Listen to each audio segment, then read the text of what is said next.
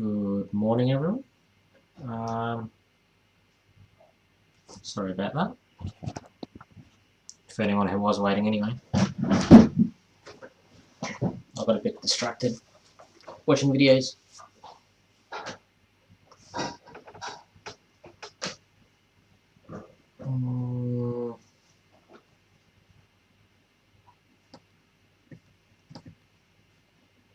Trying to fix this up. Let's make this over a bit. There we go. Morning, Joe.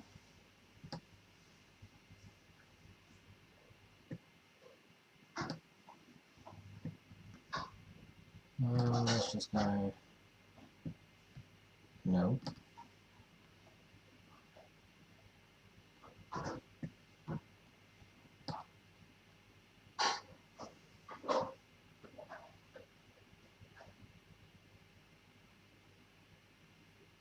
There we go. Hey, Dale.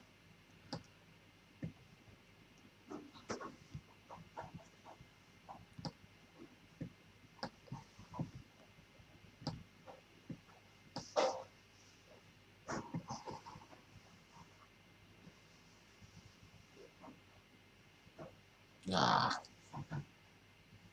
Computer's not being nice to me.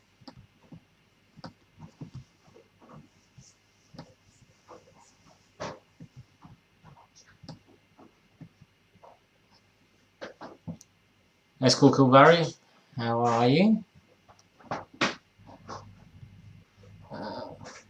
Bear with me, I'm still bad with names, so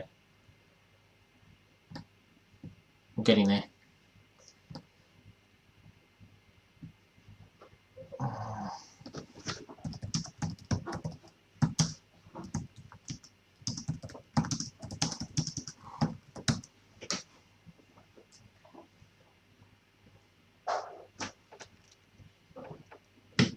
Yeah, so at the moment, tonight, I guess I'm on my own on the screen.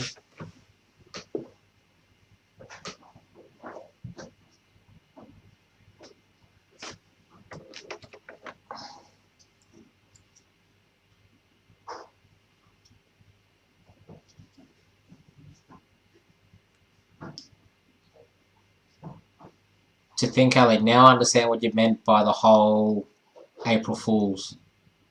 Because I bet you that message was sent about 12 midnight, I'm guessing. Or 12 midnight my time anyway.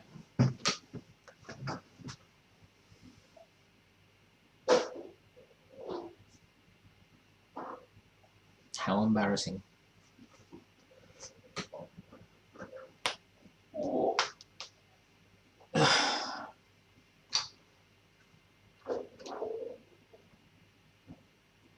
So how's everyone doing anyway?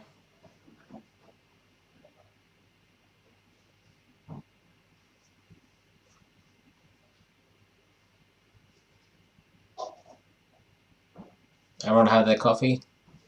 And or brew?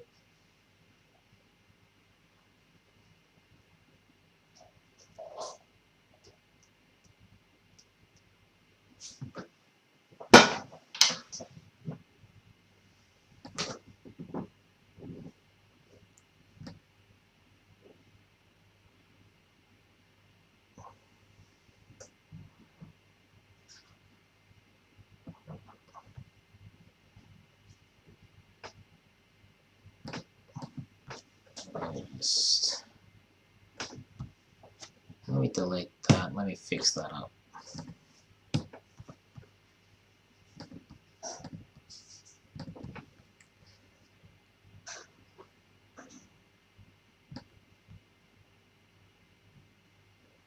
Well, that can go right there. And let me just delete that for a second. I'm still here. Nothing's broken.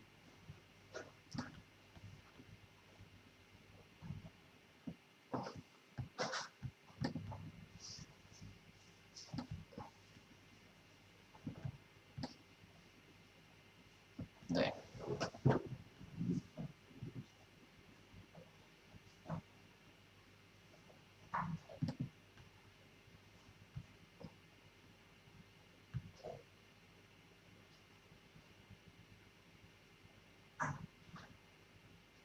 Oh, what the hell did I do?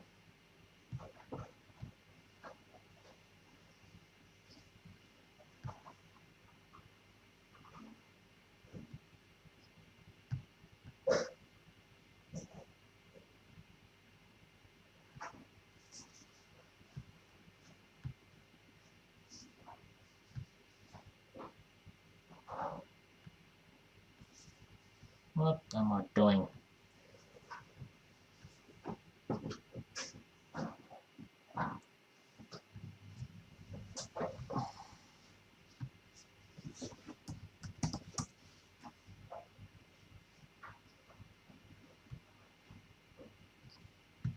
So I'm not even with you this morning. Pop out chat.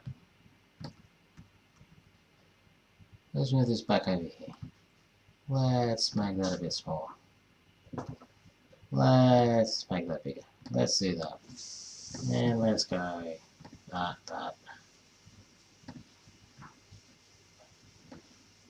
There we go.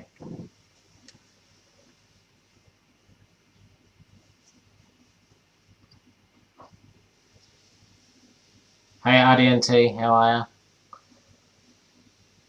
Dwight, good morning. Morning, Roy.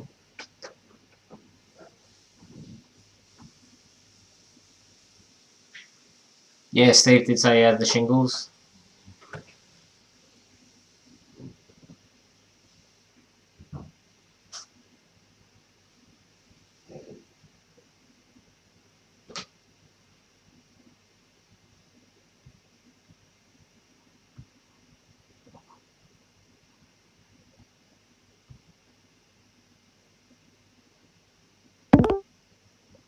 Oh, who joined me?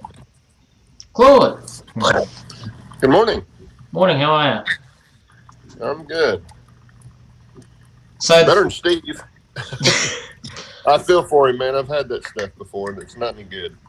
Yeah, well, I was saying to Steve when he first started showing signs of it, I was like, why isn't he over here so I can give my boy the chicken pox? Yeah. Nah, everyone has to helicopter their kids. Yeah. Yeah, exactly. Well, right now, going to the doctor's probably not the best thing in the world unless you just absolutely have to. Yeah. Roy's just saying he told Steve to suck it up and get out to the interstate to grab a pic of him as he rolls by. Yeah. He said he's about 40 minutes out. Oh, he's up in that area, huh? Oh, yeah. I think they were talking about it for a while, and then all of a sudden, poor Steve is like, oh, I got the shingles. Oh. Yeah. Oh. Man, I got so caught up watching a YouTube video, I just completely lost the time. Well, it's easy to do. Yeah. Well, it's a guy I've been following for years, and basically, if I want to know what DCC can do, I just look up his videos and watch all that. Yeah. I got on last night and I was watching, I watched the History Guy. I don't know if you've ever seen him. He does a little short 10, 15-minute history stories. I mean, tells about history that you probably haven't heard a lot of or none at all, but it's important stuff. And of course, I'm a history nerd anyway, so Yeah. But I got on watching his stuff and watched 4 or 5 of those last night. Then I realized, I got to go to bed. Yeah.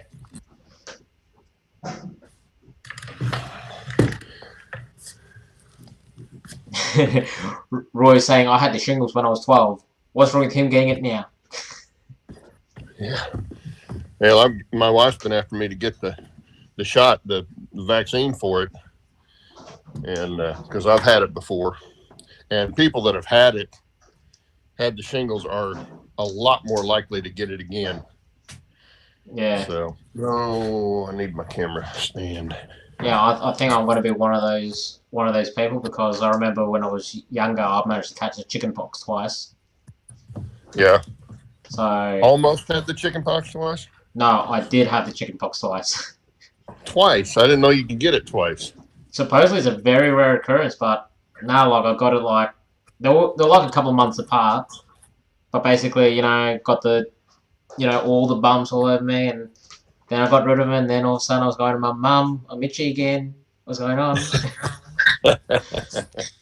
And then and then I was stuck at home again, and I was like, what's going on? What's wrong with me? I thought you could only catch these once. So. Yeah, my wife just said if it's a mild case, you can get it twice. If the first one's a mild case, so that's probably what happened to you. Probably.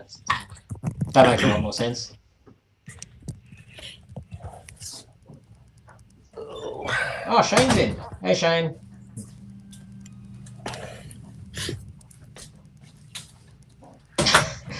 Have you seen what Alison's changed her name to on the chat? I'm sorry, I just turned the volume way down. Oh, did What'd you say? I said, did you see what Ali changed her name to on the chat? Oh no, I didn't. I didn't pay that much attention. Yeah, she's now calling herself AllyChat, like AllyCat. Oh, AllyChat. There you go.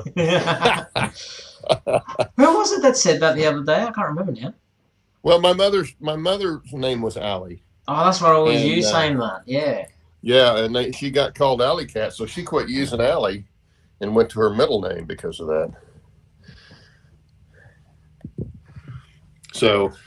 Oh, there you go. That's where you heard it the other day. Yeah. There you go. Shane's giving some more info. If it doesn't run the full course the first time round, then yes, you can get it a second time. There you go. I did not know that. Neither did I. But now all the pieces fit together. But evidently, if you get shingles, you can get it more than once. So, and that is a lot worse than chickenpox. Oh. But the shingles can give kids chickenpox, which is good. Oh, so I've heard anyway. Oh. Have you? Okay. You like what I've been doing the last couple of days? What's that? Well, I've moved my computer setup again. So I was on that wall. I'm now on this wall. Okay. With an empty bit of space down there. And this table, believe it or not, I only set it up about 24 hours ago. And that's what you already got it messed up. I know. Oh, it doesn't take long. Oh, no. Like, I looked at it and I called to my wife, like, I want to try and keep it clean because knowing my luck, if I don't pack everything up, it's just going to get covered in crap. 2 hours later, it's covered in crap. Yeah. Well, that's like when, I shot a little short video update yesterday, and I spent an hour just moving stuff enough that I could get some decent shots without having everything out here and it still looked terrible. But when I'm working on it, it just gets messed up and cluttered and everything else. But I did get a start on the second deck. Oh, wow. So coming off the summit up there, getting ready to start coming around to the other trestle, the other long trestle on the other wall. Yeah, you were saying that the other day, weren't you? Yeah. I got more plaster coming today and probably by Friday. More hydrocal coming Friday. Got sculpting mold coming today. I still got the fusion fiber.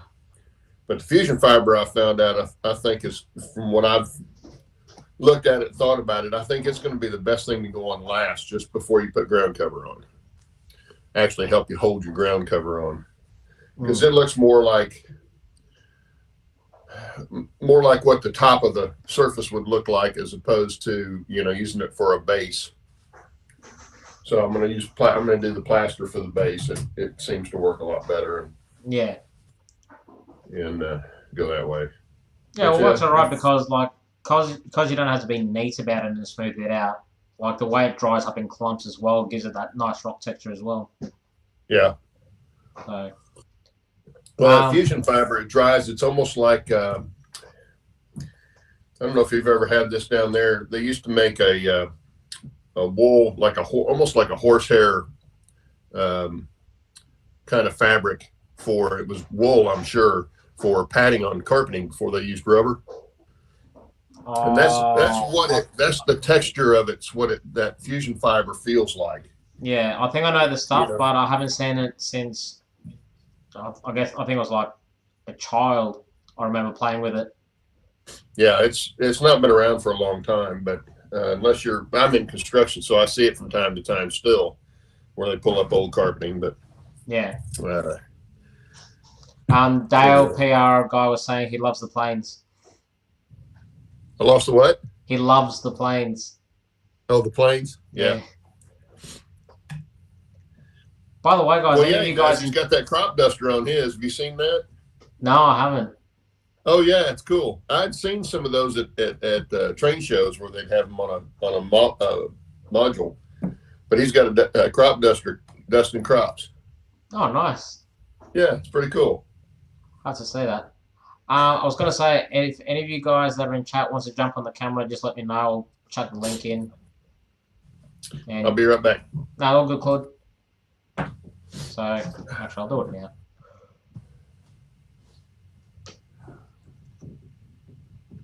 Unless something's happened with chat and it's all gone to crap again. No, it hasn't gone to crap. Good. Oh.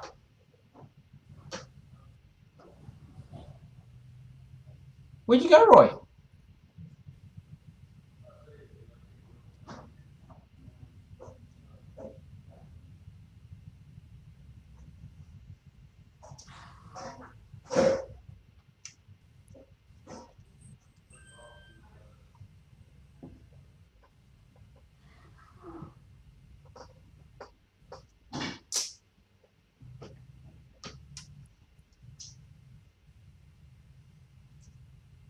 Hey, Black Mountain, how are you?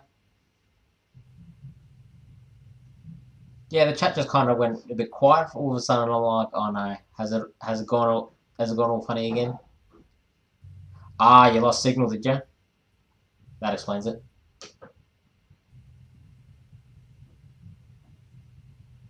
Now, from memory, I think the chat is about, or not the chat, the video feed is about 15 seconds, maybe 30 seconds behind. So if I'm just kind of staring at the screen blatantly, I'm just waiting for you guys to reply on there.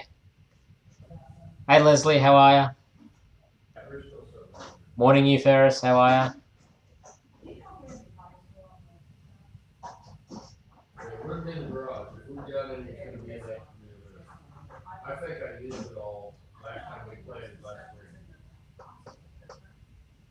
Yeah, it's probably. So what are your guys' opinion on what we're kind of doing here with the trackside beams? Or do you enjoy it just for shits and gigs, or?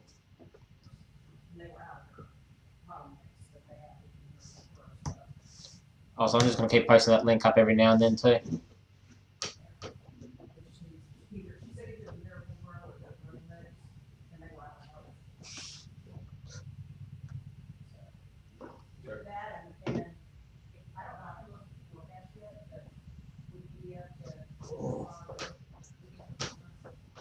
I might do.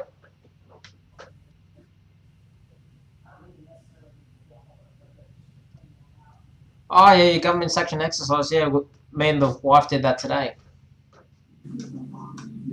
Whoop.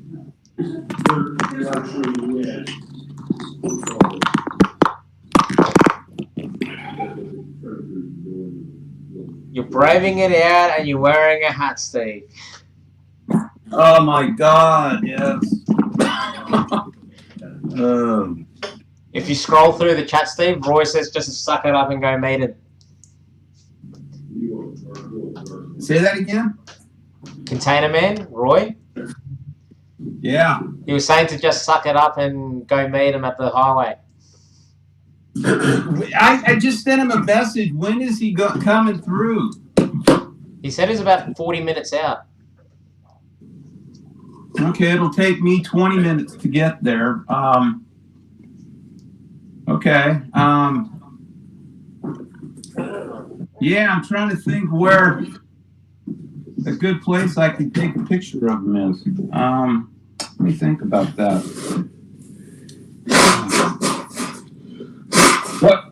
What's he driving? What's his rig look like? I'm gonna have to message him. Yeah, it's a big truck, Steve. Yeah.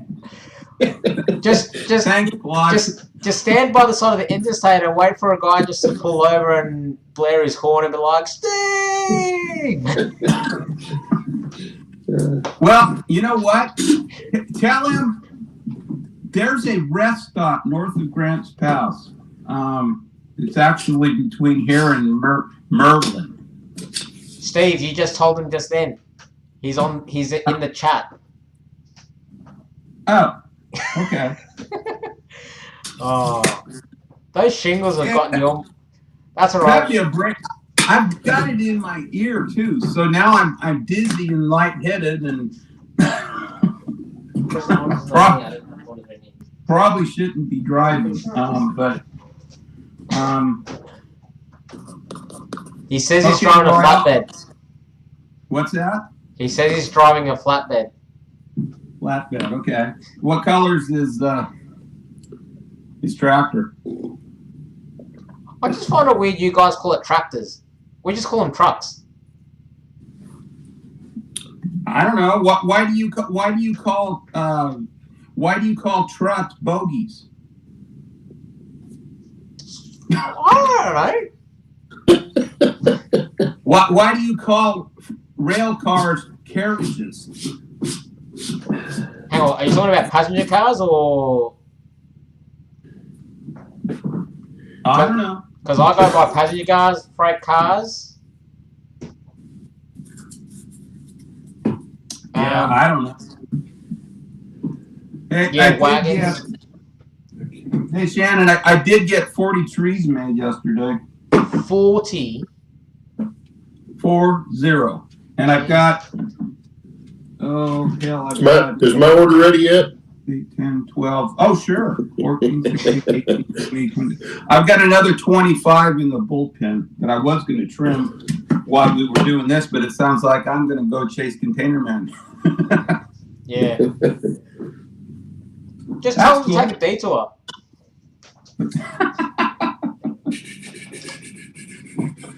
Well, if you guys are still on beans, I'll come back and hang out. But I'm going to be gone for probably an hour and a half. Well, let's see if he's coming. He said he's 45 minutes away. And that's going to take me that long to get to that rest stop. Yeah. Well, Shane's saying maybe you should go to the doctors because shingles can cause a lot of complications, kind of like poison ivy when it gets in your eye. Just makes things worse. I know. No, yeah. I've already been. My wife had it last summer on her face and in her sinuses and very close to her eyes. So that's why I knew without a doubt I had it. It's just, I've never felt like this. I've had a lot of stuff, but I've never had this. I would highly recommend anybody get a shingles vaccine because you don't want this crap. Talk. You know, the funny thing is, you avoid the showstopper, and then you get shingles. How does that work? Yeah. Well, sometimes they say that's can be brought on by stress.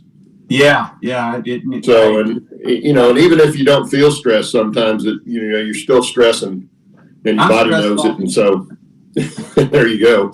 I'm stressed all the time. Talking about the shingles is making me itchy. Yeah, well, honestly, it's like yesterday I laid down most of the day. It felt like somebody had grabbed me and twisted my neck off, strep throat, an ear infection, and burning scalp and dizzy. I mean, it's just it's like I've never felt like this before. It's just yeah.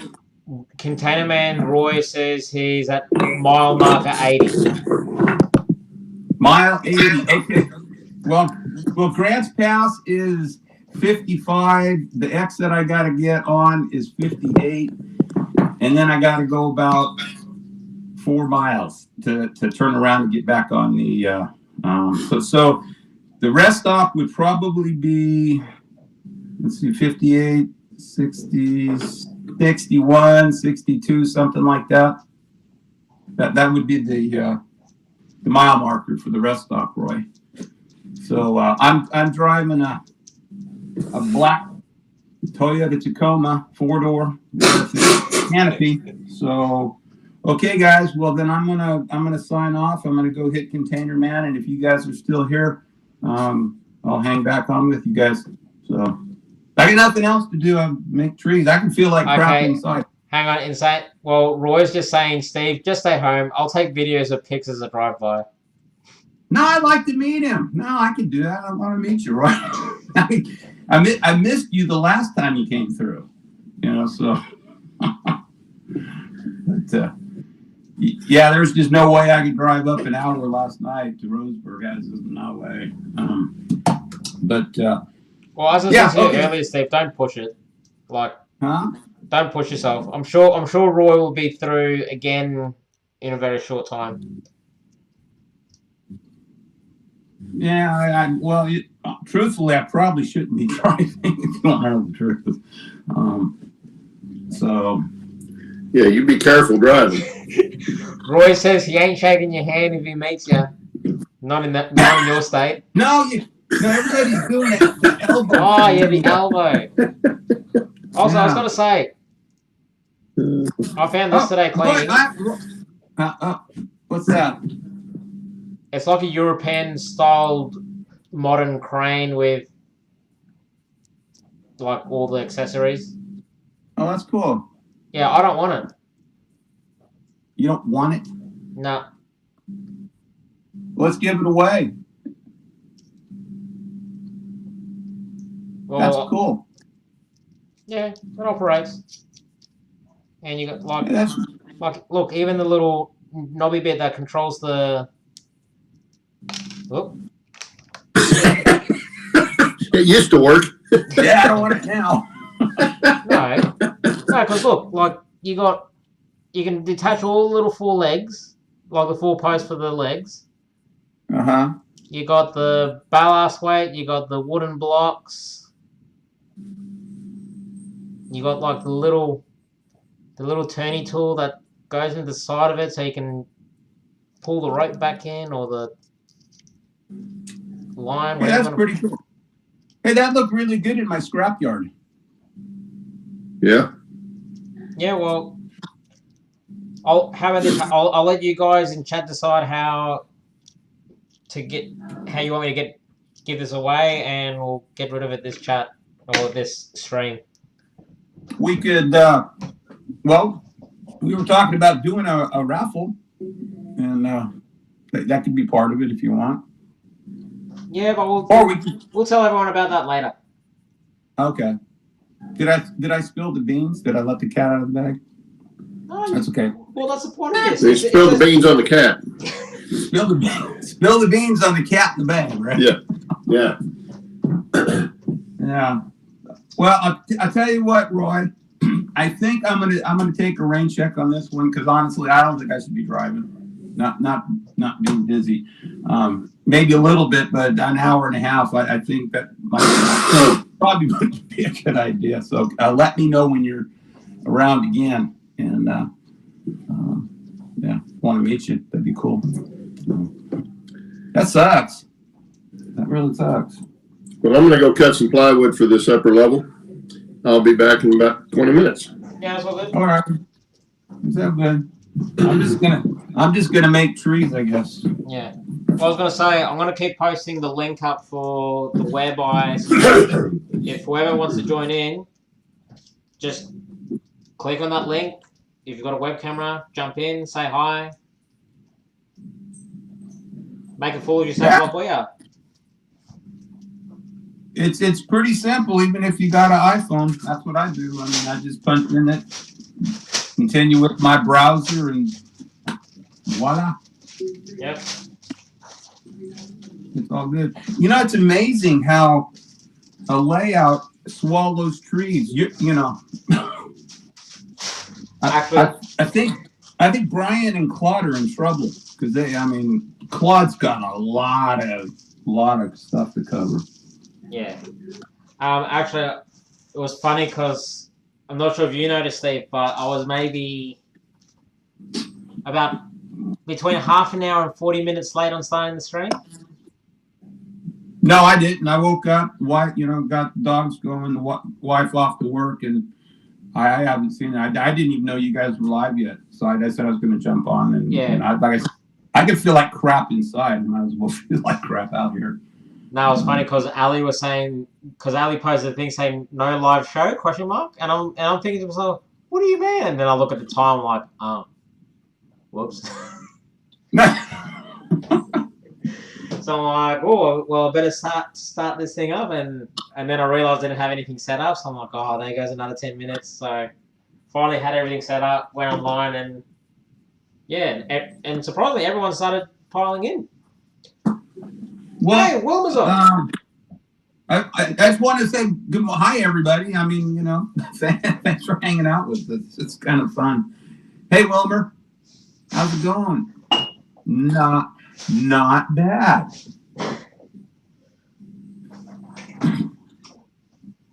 I'm gonna go. I need to get my scissors.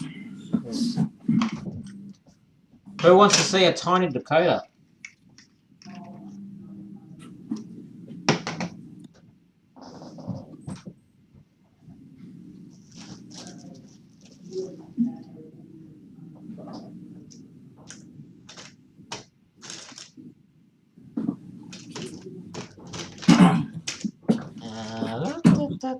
Here, I can show it. I can show you guys kind of Brian's method for making the little tiny trees fast.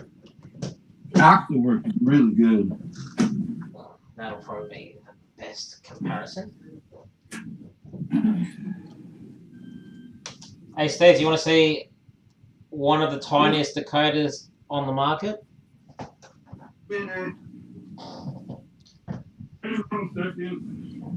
Okay, to give you guys an idea, that's a 1015 micro trains coupler body mount. Okay, I'm back. I heard my name. What'd you say? I'm showing off one of the smallest Dakotas you can buy in the market. That's not going to help me. That's nice. I'm holding a 1015 micro trains coupler next to the Dakota. Wow. Okay. I'm going to give a quick tutorial. Quick. Oh, here we go. Tutorial time. Tutorial time. Basically, what I did was took a piece of wood and drilled. I think they're 1/8" holes in it, just enough to hold a toothpick. They're the double end pointy ones. And get a can of the brown camo paint. It's in here someplace. Yep. Shoot it brown, and that's what all these are. And once you yeah, what? The guys are asking me questions about this Dakota, so I'm about to interrupt you. Oh, well then I'm not gonna but go ahead. Yeah. It's a CT electronic Dakota. That's the model number. It's a DCX77Z.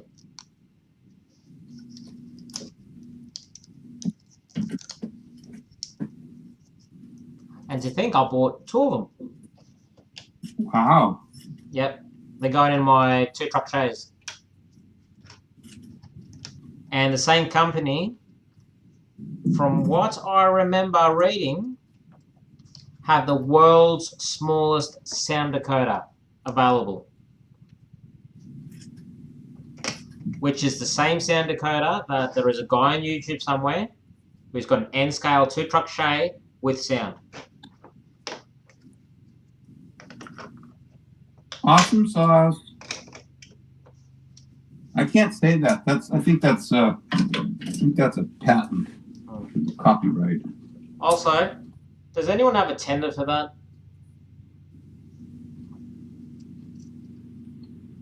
A tender? Yeah, it's for my snowplow. Oh. You know, one of the steam powered ones? Uh-huh. Yeah, I got the. I was the snowplow, but no tender.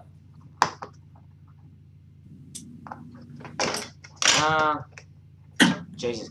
Now you guys are asking me like a whole lot of questions about this bloody thing. What have I done? I don't know. What have you done? 1, 2, 3.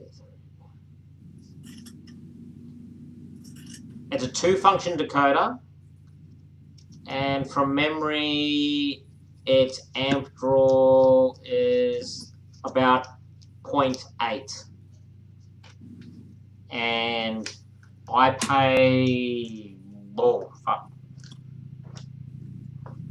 What did I pay? I paid about $50 each for them, which back then, I guess the US dollar was about $35, $40. I know you can buy them in Europe, but you can't buy them direct from the supplier. You have to buy them through other vendors. So it just depends on the exchange rate is with the European vendors. Hey, I have an idea, Roy. Drive into my house. Come to my house. You can pull around and you can do a live stream with us.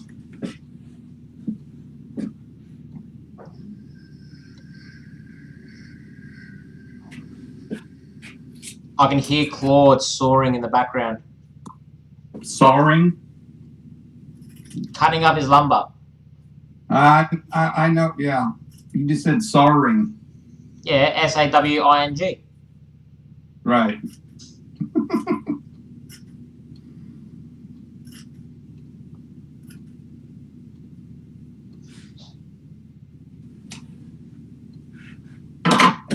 Yeah, these trees are easy peasy, actually.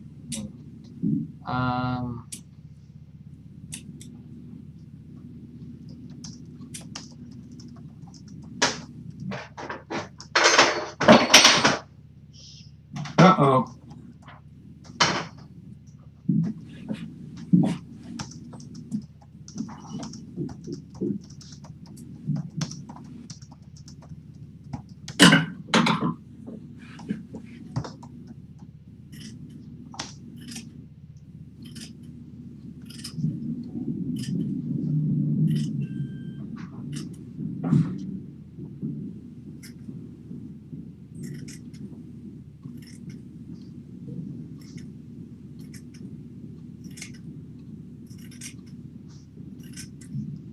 Is Shannon, is Allie gonna jump on?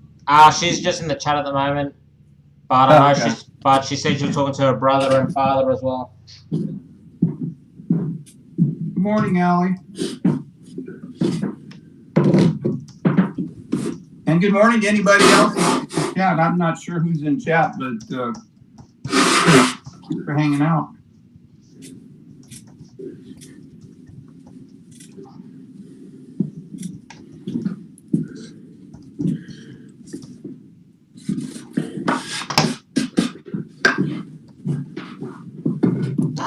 What have I done?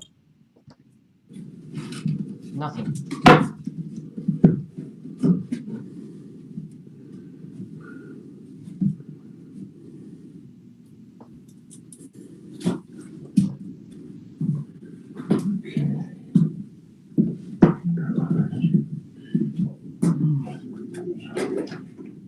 Let's see, when I get these 110, 40, 102, 4, 6, 7, 12, 14, 15, 18, 20, 22, 25. Yeah, when I get these done, I'll have 170. Never mind.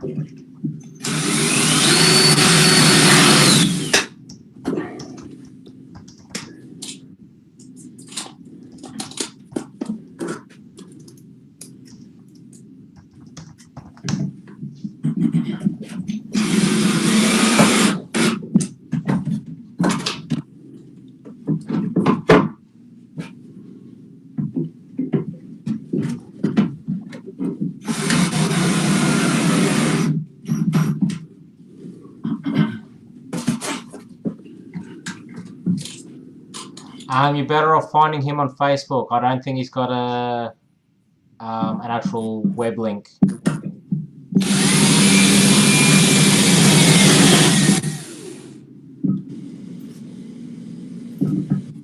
Dwight Curley. I can't stop my loco from derailing. What am I doing wrong?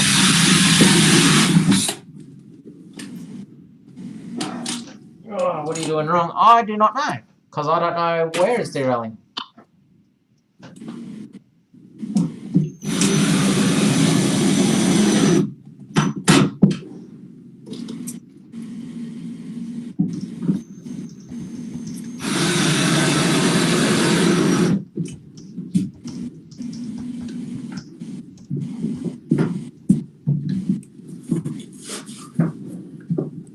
You know what really sucks, Shannon?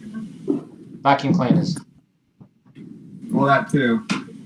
Is if you get shingles on your scalp, you can't brush your hair. It's like, and I'm not. I would go wear a hat, but hey, Roy. Hey! Hey, Roy. Hey. Now let's just hope the bosses aren't watching.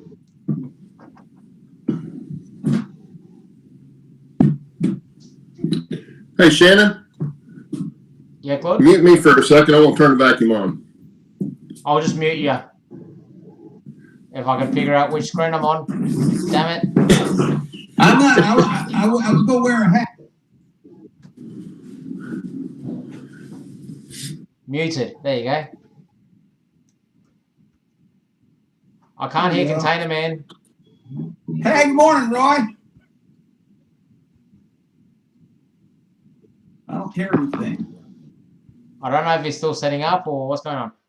Oh, I see you, Roy, but I don't hear you. It's Scotty. I got a weak signal. oh, there you go. Welcome to Grants Pass, the weak signal capital of the world. Almost. I'm like 10 miles north still. Oh man. Well, one of these days we're gonna have to hook up. Yeah. Not today. I don't have time. Yeah. And I don't think I can touch shingles again, but I don't want to take the chance. That's probably not a good idea. Yeah. Like that. I'm trying to figure out why are you just getting them now? I had them when like I was 11 and 12 years old. I don't know. My wife had them last summer really bad on her face and in her sinuses, then really close to her eye. And she said, man, I would recommend you go get a shingle shot. And I didn't. And I had a physical, my annual physical 3 weeks ago. And they said, have you had a shingle shot? And it's like, no, I probably should do that. It's like, I didn't do it. You don't want these. These are not fun. Oh no. I couldn't wear football pads, so I lost out on playing two really important football games when I was 12 years old. Yeah. And I couldn't sleep in bed. I had to sleep on the floor, and then I could only sleep on my. Yeah, I can't remember. I think I had to sleep on my right side because I had them on my left side. From the middle of my chest all the way around to the middle of my back, only on the left side. That was it. From shoulder to waist. And see, I've got them on the right side. If you cut my head in half, everything on the right side. I mean, the scalp all the way around, back of my neck, down my jaw, on my ear, and in my ear. And try to sleep with that. It's like you can't lay your head down on a there's no way you can lay on a pillow without it, and it just hurts like shit. Yeah. And definitely do not scratch. It makes it worse. And the hat's not real comfortable. Oh. Well, if it bothers you, take it off, or is it that bad you don't want to gross anybody out? Oh, you don't want to see my hair. I can't kill my hair, man. I got curly hair long and it's bald and does this and Can I flip my camera around or not? I don't know. Every time if I do that, turns off the feed. Okay. But Well, that's what I was trying to do. So I see the cam, but I'm sure if I hit the cam button, it's going to turn my cam off. yeah. Chat people leave. There's a settings button up here. I jumped out by mistake. Yeah, I'm just passing Merlin right now. Yeah. Yeah. If you want, so I'm gonna fiddle around with this thing, see if I can do something there. Okay. Oh, here we go. There we go. There you go. I've got that up. All right. Okay, Steve, you go into settings mode, and then it will ask you to switch cameras, and then you apply it, and you don't your feet. Oh, okay. Close the door. See what Yeah, happens. because The little gear button at the top of the Let's page. see what happens. let's see. Yeah, you got a rest stop coming up on the right. My problem with this that I'm using here, you guys are using, the screens are about a half inch tall and Yeah. 2 inches wide. So right now I'm looking at your mouth, Steve. Oh, you're looking at my mouth. Yeah, that's where the camera was pointed at because of how small this. Wait a minute, I wonder. Hey Shannon, can you maximize Roy's screen so I can see? Then I don't have to stick my phone next to my head. Yeah, give us 2 seconds. Let me just fucking minimize that. Let me... Historic district. Hey Roy, what kind of rig are you driving there? Is that a Peterbilt or a Kenny? Yeah, you're coming into Grants Pass. You'll see exit 58 on your right in about another mile. Yeah. After. Shannon, I'm gonna if I lived closer to you, I would shoot you. Why? I'm not good with trucks. All right. Here, here, is that better? Does that tell you what it is? But now I see the front of your rig. Yeah, but I can't see any badges or logos or nothing. The logo is the arrow on the front with the 2 hood handles. That's all you need to know. If you knew your truck. Boy, I tell you, Roy, I'd had a hard time getting up there fast enough to meet you if you're already in Grants Pass now. I don't think I could have made it up there fast enough. It's a Peterbilt, Shan. It's a Peterbilt? Yeah. Old school, long nose, extended hood, dual air cleaners, dual stacks, and the stack where they should be between the cabin and sleeper. Yeah, we don't have many of those here in Australia. Well, we've got a lot of Kenny. We've got a lot of Kenworths here, and what's the other? Western Stars as well. Yeah, those are all right. Yeah. Yeah, my granddad used to do the bodywork on Kenworth trucks back in the 50s. There's 58 right there. Okay, there you go. Yeah, know it well. Yeah, if you turn your camera to your right about 15 degrees out your window. There's Steve's house. You would see where I live. I live way off to your right, up near the mountains. Good night. Oh, okay. What? There's I prefer down off of. I take 58, and then I go. The first light I come to, I take a left. Go down that road, cross the road. I go around a big loop, and then I go into this complex that there's like 10 or 15 different businesses. That's where Preferred Pump is at. There's a slate or a bathroom tile company in there that I know of. So that's where I usually drop, and that's probably about a half a mile off the interstate. Okay, I'm exactly 10 miles from exit 58. Oh, geez. Exactly. I didn't realize you were that far away from 58. Okay. Yeah, see, we're actually more out towards Murphy, but so what? You're south? Oh yeah, I'm south by 10 miles from where you are right now. So where the smoke plume is at, which is I'm assuming the sawmill. You got a sawmill here, or Yeah, there's a that's Rogue Door. I'm still more to the right. You probably can't see it, but if you were stopped, you would be able to see it. There's a giant quarry way up on the side of the hill that's been there since I think the 20s or something that you can see, and I see that right out in my yard. Okay. It's an old quarry, and they don't use it anymore. I think they might do something limited, but there used to be, and this is years and years and years ago, but they had a rail connection here at Grants Pass that ran up to a place called Wilderville, which is actually about 2 miles from my house. The right of way was where 199 is now, that goes to Crescent City and the coast. That used to be where the right of way was, and they went out that far, and then the railroad went part way up the mountain.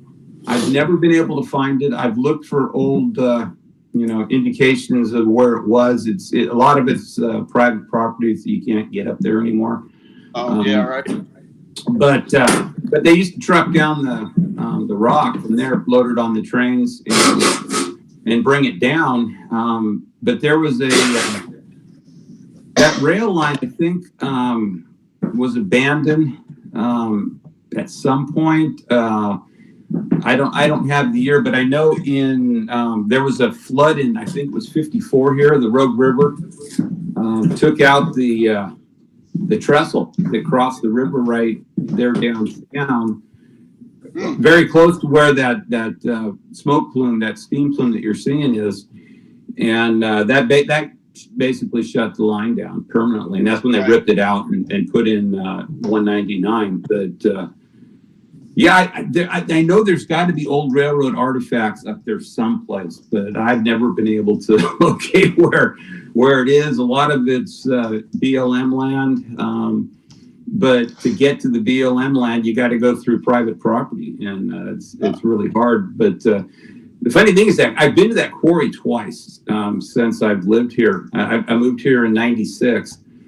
and they used to be able to get up there, but then they closed the gate off about 15 years ago because they didn't want people getting up there. And now you gotta walk in there about 6 miles. It used to be you could drive all the way up to this gigantic bar gate, and then it was just like a quarter-mile walk up to the quarry. That thing's massive. If you look at it here, it doesn't look that big, but if you look at with binoculars, there is a big D9 dozer up there. I mean, you can't see it even with binoculars. The thing is tiny, and it's crazy how big that thing is. And but no, it's an incredible view from up there, looking back to where you are right now, going through town. Or actually, it looks like you're already through. Let's see, you're coming up on. I made my turn and went south and make another turn going east.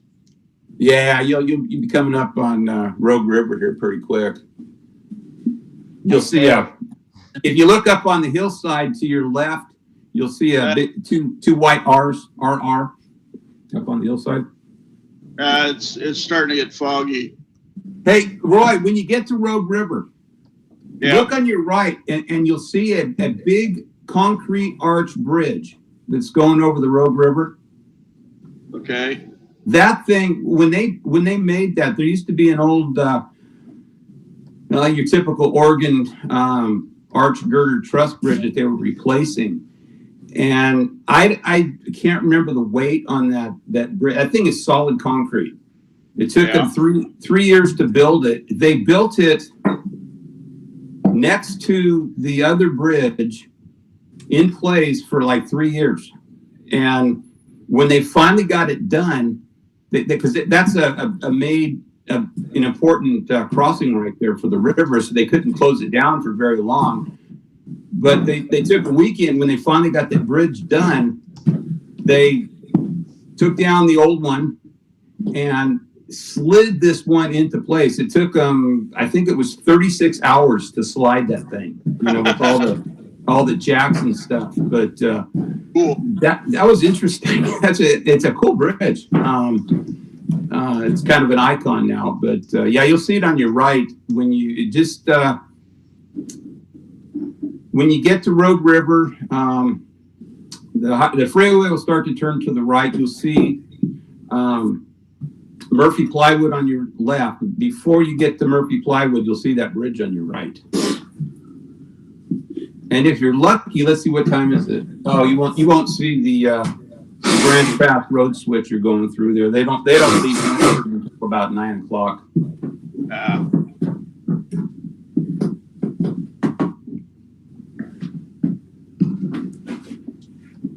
Oh, let's see. What's I'm trying to find that abandoned railway you were talking about, Steve. What's that? I'm trying to find that abandoned railway you're talking about. And I don't even remember the name of the railroad, but it connected with the Southern Pacific in Grants Pass, and ran up that. And I think they even brought some logs down at some point. I think they did some log hauling there too. But I think the pines up here. Yeah. Oh, here we go. So you're talking about the one south of Eugene? No. Well, no, it'd be south of Grants Pass. South of Grants Pass. Oh, even further south. Yeah, Eugene's Wait, straight out. Yeah. Oh, so near Medford, you said, yeah? Oh, here we go, Grants Pass. Yeah. Right. That little podunk town down there towards the stick mine. Oh, I'm sorry. They have a Walmart. It's not a podunk town no more. I think, Roy, I think that bridge is coming. Let's see, where are you? I'm looking. 48. 48. Here's the bridge over the river. Well, no, this is the bridge over 90. No. What am I going over? Street Road? Okay, you're going over the Rogue River. No, wait a minute. No, the river's next. I'm coming up. The river's going to be right here on the right here. Okay. Let's see. There's the river. Okay, you got that bridge let's see. I think you're coming into Rogue River now. Yeah, Rogue. Or okay, Evans. Evans Creek. Okay, you're going to see that bridge on your right in I see it. Pretty quick. Can you see it? Yeah, there it is. Trees. Yeah, it's right down there at the bottom. Right there? Yeah, there it is. Yeah, that's it. That thing, it was something like 15,000. I don't know. It was, I'm not even going to guess how heavy that was. But yeah, it took them 36 hours to slide that thing over. It was just creeping. Oh, railroad tracks are over there. Yeah, that's Murphy Plywood right there, and the Grants Pass road switcher. They switch that every day. That actually, it was really slow for a while. It's really picked up. They've been shipping out a lot of plywood out here. Looks like they're working. All the parking lots cars. And we'll see how long I can stay on here. Yeah. Yeah, that rail line. That rail line isn't real active right now. That's the old Southern Pacific Siskiyou line. And years ago, I think up until the early 90s, I think. I forget when they actually sold it off, but the SP used to run 160 car freights through here regularly every day, and they would have 5 or 6 SD9s down the front. They'd have another 5 in the middle, 3 pushing on the rear. Jeez. And they would this was all before remote control or DPU. It was 3 cruise radios, and they ran it all the way. I mean, they ran it down. They didn't They brought it down from Roseburg over all the hills, and then they took it over Siskiyou Summit like that. And I know that rail line well, and that thing is almost, there's parts that are pushing 4%. I think there might be one that even is 4%, but a lot of it is the high 3.8, 3.9. A lot of tight degree radiuses, one tunnel at the top, and then it drops down going the other side, and it's all 2.5, 3%, plus grade going down. I can't, being an engineer, that would have scared me to death. I mean, that's serious railroading, what those guys did. But now there's a, they connect at Weed right now. The Central Oregon Pacific, which is actually this hat. A guy that gave me this hat is an engineer out of Weed, and what they do is they keep the crews at home. He goes on duty at Weed and goes up to Montague and meets the Medford crew coming down, and they swap trains, and then Mike takes his train from Montague back to Weed. The Medford crew takes the stuff that Mike brought to Montague, or actually not Montague, it's Hornbrook. Yeah, I think it's Hornbrook. And then they take it over the hill back to Medford, but it's never more than, a 25-car train is huge for them. They're usually not that big, and so handling that, it's no big deal. They do that, piece of cake. But then the Medford crew comes down, and they're usually back in Medford by about by about 6 o'clock. I think they go on duty at 7 and leave at 8. And then they put all the locals stuff that they bring down from Medford and Grants Pass and Murphy, and they consolidate it into a train that they take north, and then all the loads go north. And again, they'll take that, and the Medford crew will run through Grants Pass, and they swap trains at Glendale, which it is. You passed it, Roy, at some point, but it's about half an hour north of Grants Pass up in the mountains, and they swap trains there. Yeah. Oh, where that yard is at? There's a yard on the west side of the highway.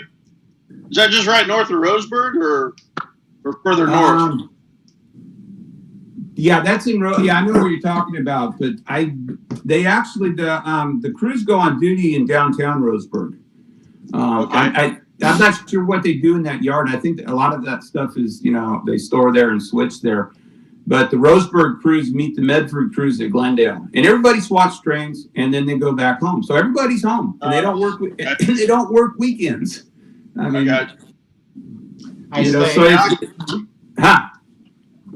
that railway you're talking about before, the California and Oregon Coast Railway? Say that again. The California and Oregon Coast Railway. Could be. That could be. Kind of followed the Redwood Highway for a little bit. Yeah. I now know why you can't find most of the railway. What? Probably because it's where the highway is. No. Because I found a website that kind of gave me a brief outline of where the railway line used to go. Okay. So I jumped on Google Maps, had a quick look, and it's all been replaced by road. Yeah. Like, not like highway road. We're talking like Oh, you're talking trail, bike and walk trail. No. Yeah. Like you got like Redwood Avenue, which goes across it. Okay. Actual farm. Right. Then after the farm, it kind of goes up Helms Road. Helms Road's follows a little bit. The street. Yeah. Now, hey, Shannon, look at on your map, your Google Maps. You see Wilderville. Wilderville. Yeah, I think that's where they branched off and went up towards that quarry. Oh, Jesus Christ. And I think they used Fish Hatchery Road. I think Fish Hatchery Road went over part of the old right of way because I think it all connected at Wilderville. No, that makes sense because where Helms Road meets up to Applegate River, it becomes a driveway to a house. Okay. And if you look on Google Maps, you can see straight across the other side of the river is another house which has Redlands Drive. Mm-hmm. And if you kind of make a straight line, you can see, you could imagine there'd be a bridge there. But near the house at Redlands Drive, you can see like a dirt trail that kind of goes to the south, which kind of follows the Applegate River, which then follows down to Arrowaway Farm, and then it hits up against Fish Hatchery Road. Okay. And then Fish Hatchery Road, I guess, goes up to the quarry. Is that correct? No, Fish Hatchery Road actually goes past my house, and that's and it connects. That's actually a long road, but it goes to the quarry. I can't remember the. Is it near the Cheney Creek? Cheney Creek. Yeah, Cheney Creek is where you used to drive up to that quarry. Okay, well, if you follow Fishery Road, it looks like the road access to... Oh, actually, no, that might just be a dirt trail. Actually, no, that might be a riding trail. Because on Google Maps, again, you follow Hatchery Road, and then there's Pacific Botanicals, then a little house which looks like goes into some driveways for the quarry. There's a couple of houses. But you can see in the tree line, there is this definite line going through the tree line, which is definitely man-made. Interesting. And then you got Cheney Creek. Mm-hmm. And then you go past Cheney Creek Road, and then you got this other line, and then I kind of lose it in that bunch of... Was that the quarry? You can't miss it. Does the trail to the quarry kind of wind up it? There's a road that drives up it. It comes up the south side of it, but that's where they got it gated off, where you can't drive up there. Yep. No, I have traced that rail line all the way to the quarry. Wait. Like some parts of it, you have to make it up as you go, but some parts of it you follow it, and it's like, oh yeah, that curve, it looks like a curve for a train line. That's not a sharp curve. That's a gradual curve.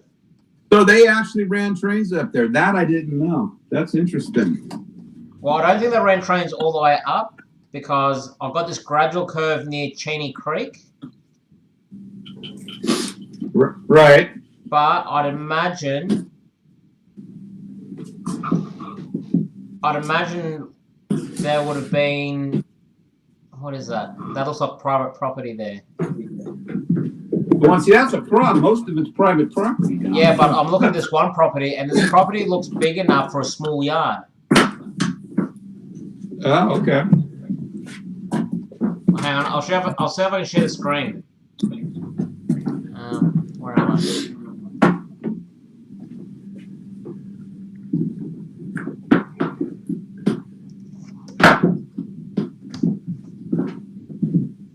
Uh-oh.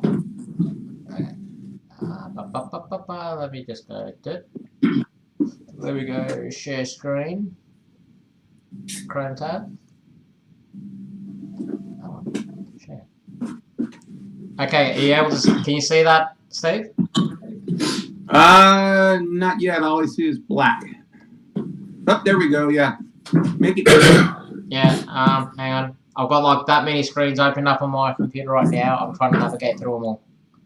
Yeah, well, it's hard to see, but yeah, I can look. You got to look at my face, though. Yeah. Anyway, so if I zoom out a little bit, you got this windy road. That's the quarry there, I believe.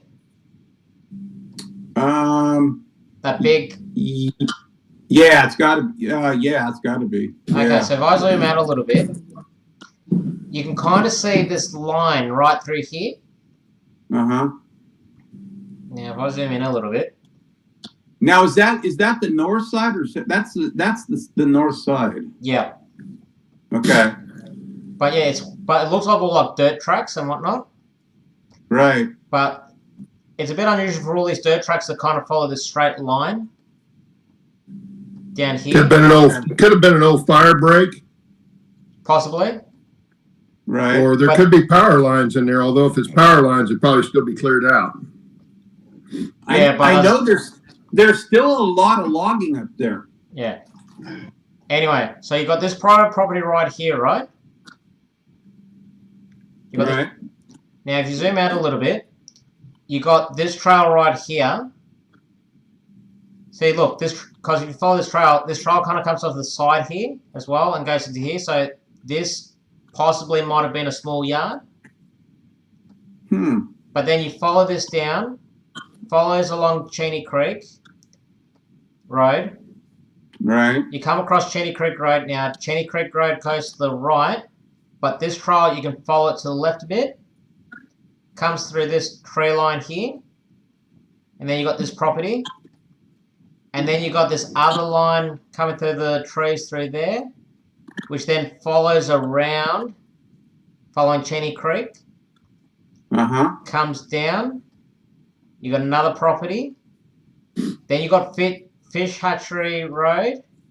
Wow, okay. And then you follow the road north a little bit.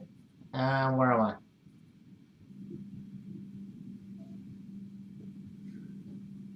Yeah, that could very well be an old road bed. Yeah. You might as well show the world where I live, because if you take a right on Cheney Creek. Okay, here we go. Wait. Here we go. So you follow Fish Hatchery Road to roughly this property here, which is, what is it? A Runaway Farm. Right. And right here, look at that. You got this trail that curves. Kind of goes towards Hatchery Road, but it just curves. Follows down, and then obviously they use it for a road. You follow it down. You got this dirt track, still dirt. Follow it down. Goes through a few properties, and then look, it curves back. I'll be down to here, and then look up Applegate River. Right. And then straight across from Applegate River, Helms Road. I'll be down. And from the map I found online, which is, as it's only a rough representation where the rail line used to be, if you follow Redlands Drive down the rail line, you can see this clear line. It comes through. You follow it. You cut across here, and then look, you got this sweeping curve, which then straightens up, and then it sweeps the other way, and it finishes right around Slate Creek.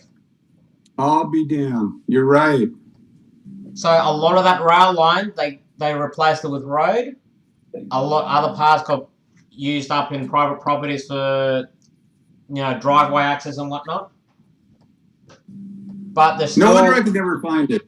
Yeah, because it's all been ripped up and repurposed. Most of it. I'll be down. Well, if you make a right, if you come down Cheney Creek, make a right on Fish Hatchery Road, go up about 4 miles, you'll find my house. You might as well show them where I live. Here we go. See that red pin? That's Steve's house.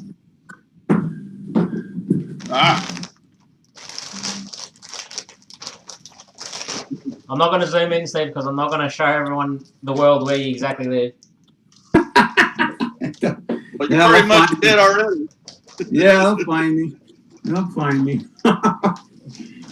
No, that's fantastic. I had no idea that. Okay, that explains a lot. Well, that's the thing. I used to do this at school just out of boredom.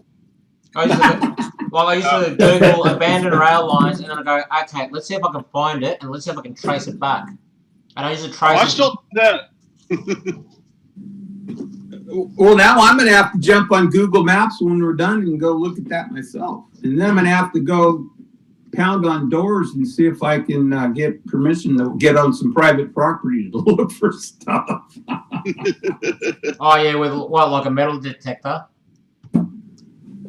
Hey, I'll just bring my dog.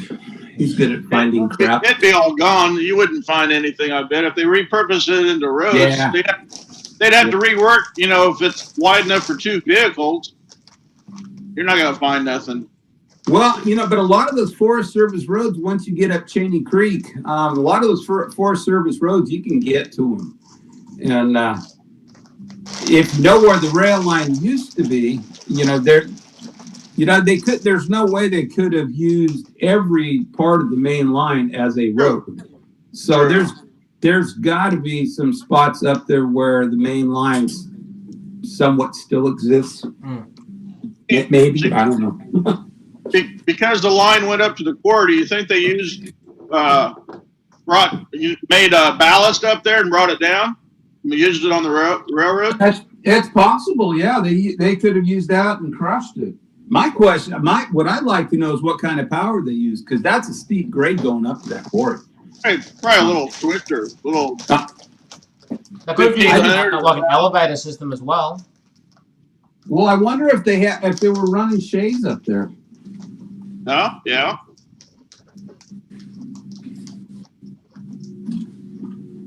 Shannon will find out. I crossed the tracks where they go south. Let's see, where are you? Rogue Valley Mall, Jacksonville. Oh crap, you're already in Medford. Okay. Oh no, you're in Central Point. Central Point, yeah. Oh, I was going to show you where Erickson Air Crane was, but you're already past it. Crater Lake Highway. I've been over north of Crater Lake too. Oh man, if you ever, anybody that gets a chance to go to Crater Lake, man, you got to go. Well, I couldn't the first time. I didn't have time. The second time, I definitely couldn't because there was a 5-foot drift of snow to the park road off of the highway. I definitely was not going to go through that. Yeah. Well, anybody that looks at a photograph of Crater Lake, they think that they've retouched the color of the water. That's not really that blue, and it is that blue. It's just incredible. What is that, Shannon? I was going to ask you, I'm going to have to ask you some questions about signals. Okay. Because I understand they have green, yellow, and red lights, but... Yes. And amber. Amber. Well, actually, it's technically lunar. It's white light with no color. Yeah. Anyway, I'm gonna have to ask you, so that way when I put them on my layout, where I have to put them correctly, so that it actually matches up correctly. Because I'll just look at these and go, oh, that looks pretty. I'll just stick it there. Oh no, that's not prototypically correct. Okay. Hey, so a flashing yellow would mean that the train is getting ready to leave the block. Is that right, Steve? Yeah. Flashing yellow is, and forgive me if I don't quote it correctly, approach next signal, prepared to pass at medium speed, which for the Santa Fe, if we had a flashing yellow, if we were in CTC, and we were going to go into a siding, you would get one of two signals. You'd either get a flashing yellow or a double yellow. They meant the same thing, double or flashing. Flashing meant flashing with double yellow means that we had to pass the next signal at no greater than 40 miles an hour and prepare to enter a diverging route at prescribed speed. Didn't mean you were going to, but that meant that you had to pass the next signal at whatever it was, and for us it was 40. And if we were going to go in the siding, we would have one of two signals. If we were going to go in the siding and stop, we would get a red over yellow. And that meant we were going into the siding and we were going to stop at the end. If for some reason the dispatcher was going to have us go through the siding and back on the main, say he was holding an opposing train on the main line for us, and he was stopped, then I think we just lost Steve. Don't know. Hello. Steve? He was kind of talking and then it just kind of went mute. Steve, we Hello? cannot lip read, unfortunately. Oh, what's happened? Just get your hammer out, Steve.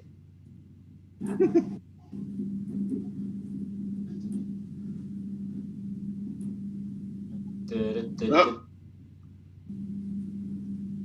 And it's there we go. Hey, Big G.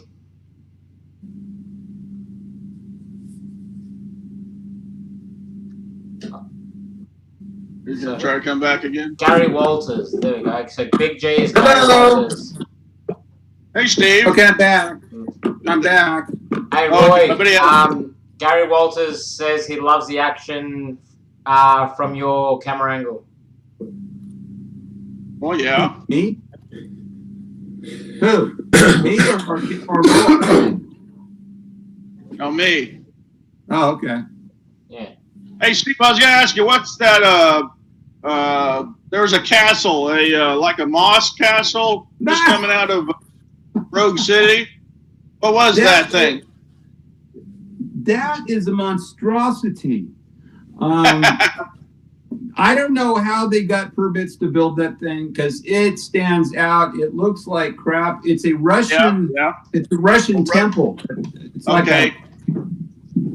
and they could have at least painted it green or white or something. Yeah. Well, no, it is white, but it's got blues blue. and It's like pink. I think one of the turns is pink and blue and red or yellow or gold maybe.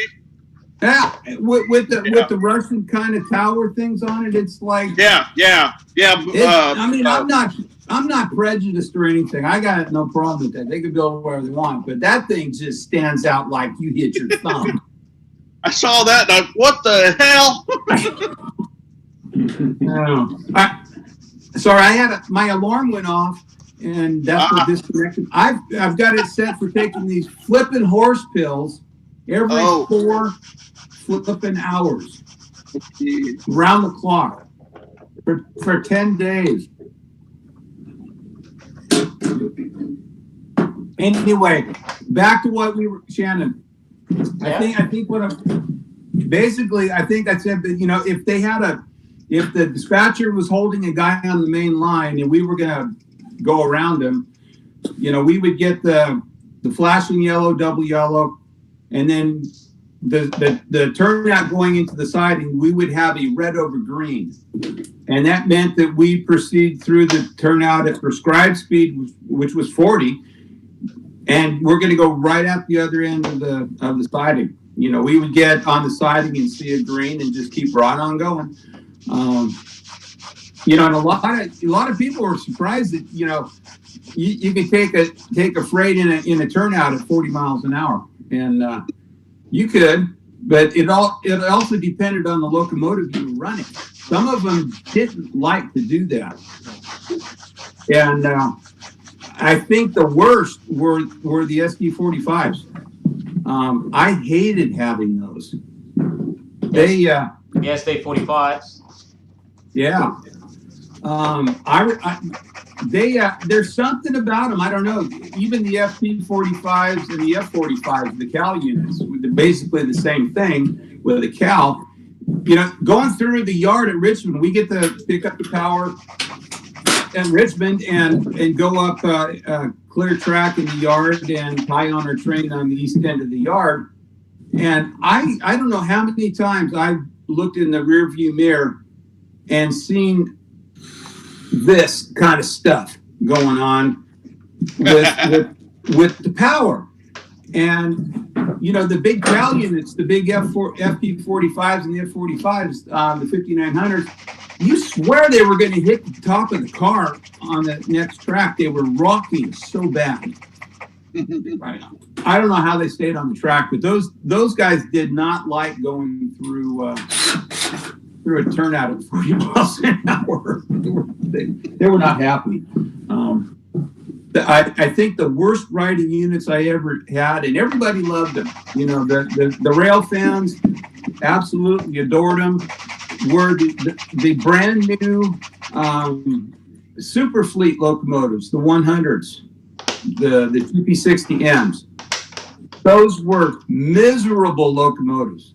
They looked great, but they sucked. Yeah. They were horrible. Hey, Steve. Hey. Gary was saying, what did he say? What is it? Steve, are you still thinking you might have too many trains, or that Shannon needs to give some of his collection away? I think Shannon could send some of the stuff my way. I would be okay. I don't have a problem with that. I think some of the stuff I have you actually might want anyway. Yeah. Because I've got my stuff. Well, my stuff runs like crap. You know. Is that Steve scratching? No, that's me. That's not me. Oh, okay. Oh, heck, I thought it was Claude. Do that again. Really? You know, the funny thing is, I finally found my feeler gauges, which I've been missing for like a little bit. Hey, Shannon, I still have this. I haven't lost it. Hey. Actually, Steve, has that package come in yet? No, it has not. I've been looking every day. I can't wait to play with that. Maybe it's going around the world. It'll be a good test. It'll be a good test of your track laying skills. That's for sure. No, my track runs fine. The turnouts, it's the turnouts. They need to buy the turnouts from Bruce Giroux. Bruce Giroux. Bruce Giroux. He builds those fast track turnouts. Oh, okay. Well, the problem is I think I've got like 38 Atlas turnouts, and this. Yeah, that's the problem. In scale. Yep. Even if I had them, if somebody said, "Hey, you know what? I've got a bunch of nice Pico turnouts for you," you know, it would be a nightmare replacing them, honestly. So I have to live with what I have. You know, if I have to replace one, which I do, I've got one which is in a very bad spot. It's a 1, 2, 3, 4. I'll see if I can show it to you. It's a 4 over here. This guy right. Oh shit. These are 1, 2, 3, 4 turnouts that are soldered. They're all soldered and wired. And the points on this guy, right in the middle, decided to break. I mean, it didn't just, I mean, it's not like, you know, I mean, the point broke in half. It's like, there's no way I could fix it. Well, that was the first problem. You soldered them together. Second problem, you use the Atlas instead of Pico or... Oh, shut up, Shannon. Jeez. Wait. That's the first problem, they're Atlas. The second problem, you soldered them together. Oh, man. Oh, hey, it's closed. And then the other problem was you told Shannon about it. Yeah. Well, and Brian... the world. Well, and then Brian, too. Brian gives me crap about it, too. You know? And Brian, you're going to watch this. You started with Atlas, and I showed you how to tweak them and make them work. No, you had to go to Pico. Wait a minute. Have you not watched videos about his Atlas switches sucking? Yeah. Well, he couldn't get those to work, so I told him how to tweak them a little bit to make them work, and they did. But no, Brian, you had to go to the other side and get Pico, but that's okay. No problem. So what I figured is I'll just work on scenery, and my trains can run like crap, and that's okay. I don't care.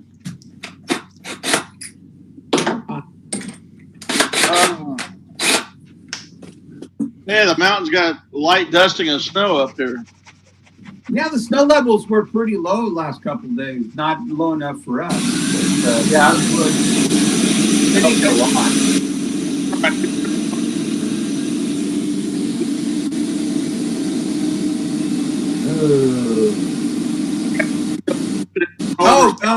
Fast.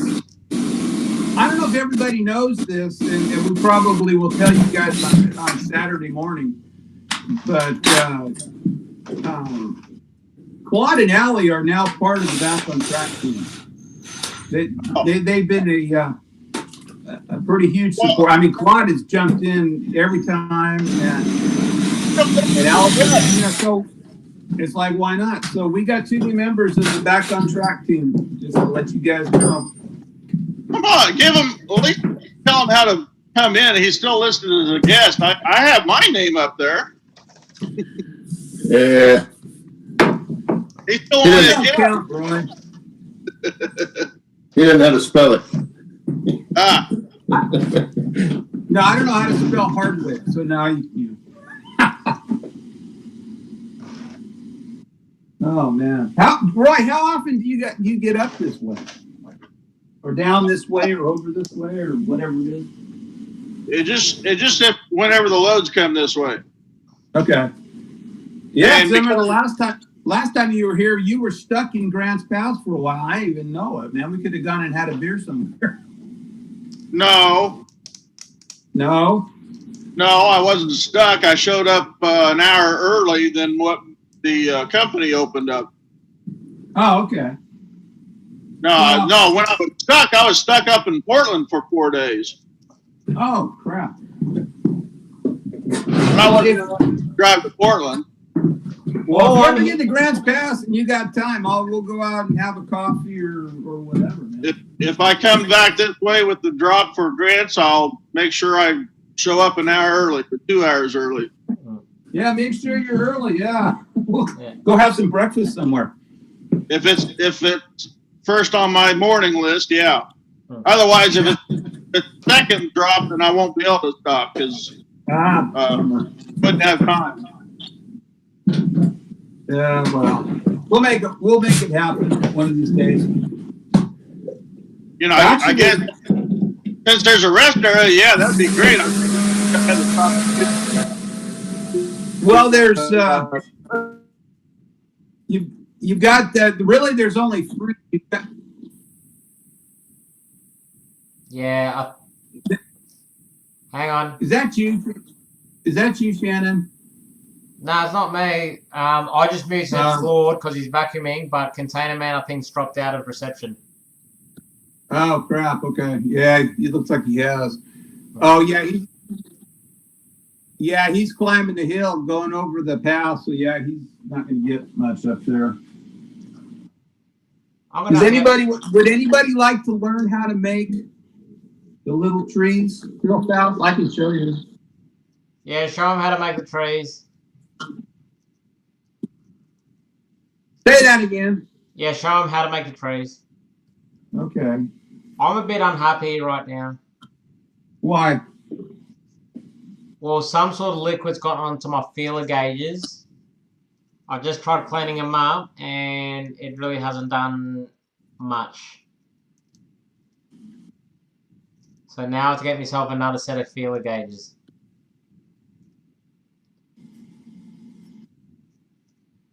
Which is super annoying. See you, Black Mountain. See you next time. Later. Big G, every time I see your name, I have to think to myself, Gary.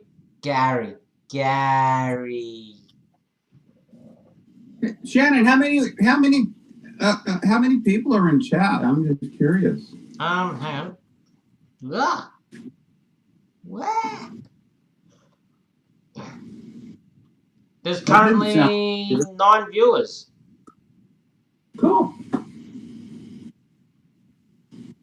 Are those the ones that have no life like us? Oh, I guess there's a few people that are up early enough to join us. Oh, I was looking at Joe. I was looking at Roy's stream from the other day. You know, Roy the Canadian. Remember how I said he had that really long stream? Uh-huh. It was something like 9.5 hours.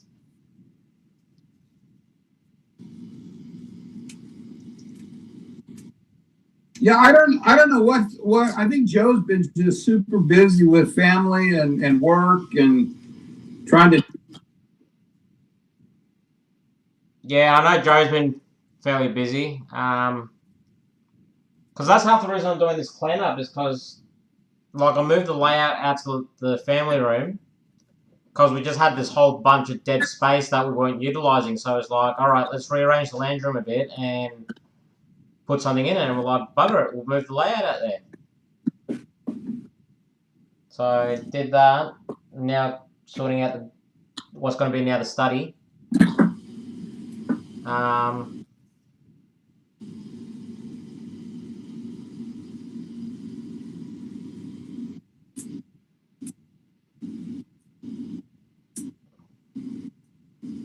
Anyway, I just got distracted.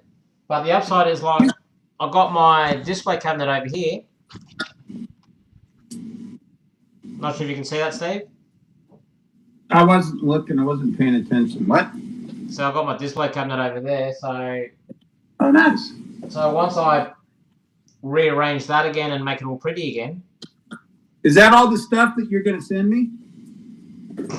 Get it? No. Wow. Why don't you just box that up? Yeah, no. What? No.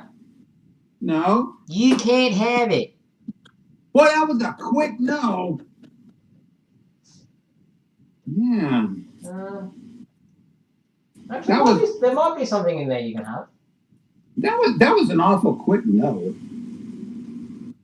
When's your birthday, Steve? It's like, gee, what? When's your birthday? July 10. July 10. Yeah. Geez, July's going to be pretty busy. Hang on, wait, let me check the date. July 10. What day is that? Is that April, May, June? You know what's funny is somebody posted on Facebook, what was the #1 song on your birthday, that year you graduated from high school. And that's your Corona. Whoop. You're screwed. Steve. Bye. See you guys later. This time I did it. Yeah. Hey, Steve, your birthday's on a Friday. Okay. And then my birthday is a week and a half later on a Tuesday. Well, anyway, back to what I was saying, and hopefully chat's not dead. Nah, people are still talking. Okay, boy. It happened once before. Actually, it happened twice.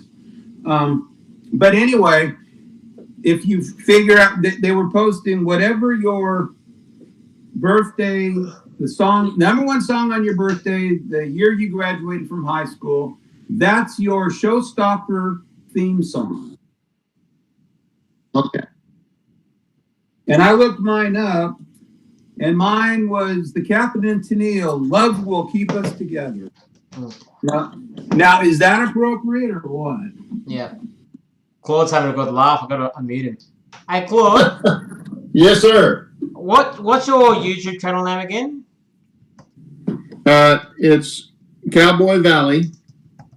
Yep. And Timberline Junction. And Timber. Someone's asking in the chat. Yeah, I don't know if you heard me. Joe G came on last night. He must have been binge watching my channel because he was leaving comments on all the old videos and just progressing on down the line. Nah, Joe G did mention, I remember ages ago, he does that. Like when he gets a chance, he just, binge watches them and goes, Yep. I'm up to date. Next. Yep. I'm up to date. Next. It's like an old typewriter. Yeah. That's what he was doing. Yeah. Ooh. Oh, actually, no. I gotta keep this for parts. Damn it. Actually, I know.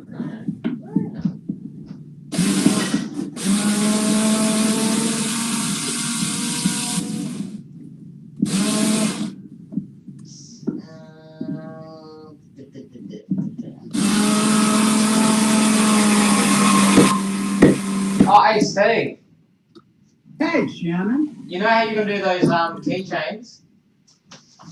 Yeah, well, that's a good story. Yeah, I would, but unfortunately, Train Mountain is closed indefinitely.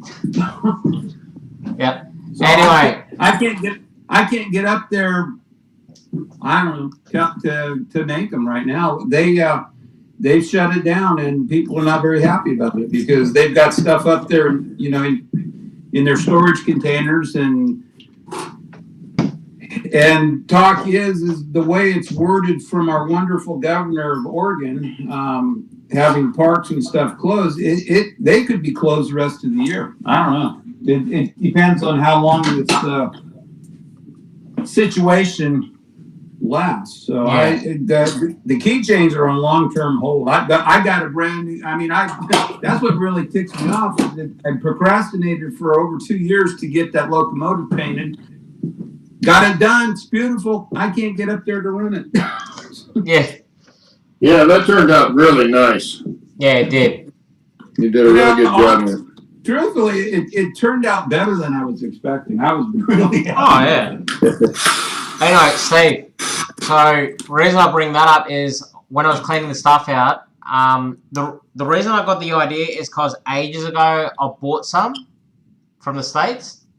Uh-huh. I've got one on my keychain already, but I found the other one. That's what we want to give away. Yeah, exactly. So I drop it. Drop it. No, it's just. Oh, that's cool. Yeah, just going up there. I already talked to them. I can have any scrap rail up there. No big deal. And they've got the tools, the bandsaw. They got a full machine shop up there. You can build a locomotive. I mean, mills, lathes, all that stuff. Yeah, you just need some of this. Yeah, so I just cut those off. The only thing I don't know how I'm going to do is tumble them in something, because once I cut them, I'm going to have to either file all the can't scratch all the corners, or buff them or something. It'd be nice if I could find a way to tumble them, like you tumble rocks or something, throw them all in there with some sort of aggregate. And yeah, you know what you do, Steve? What? Send them to you.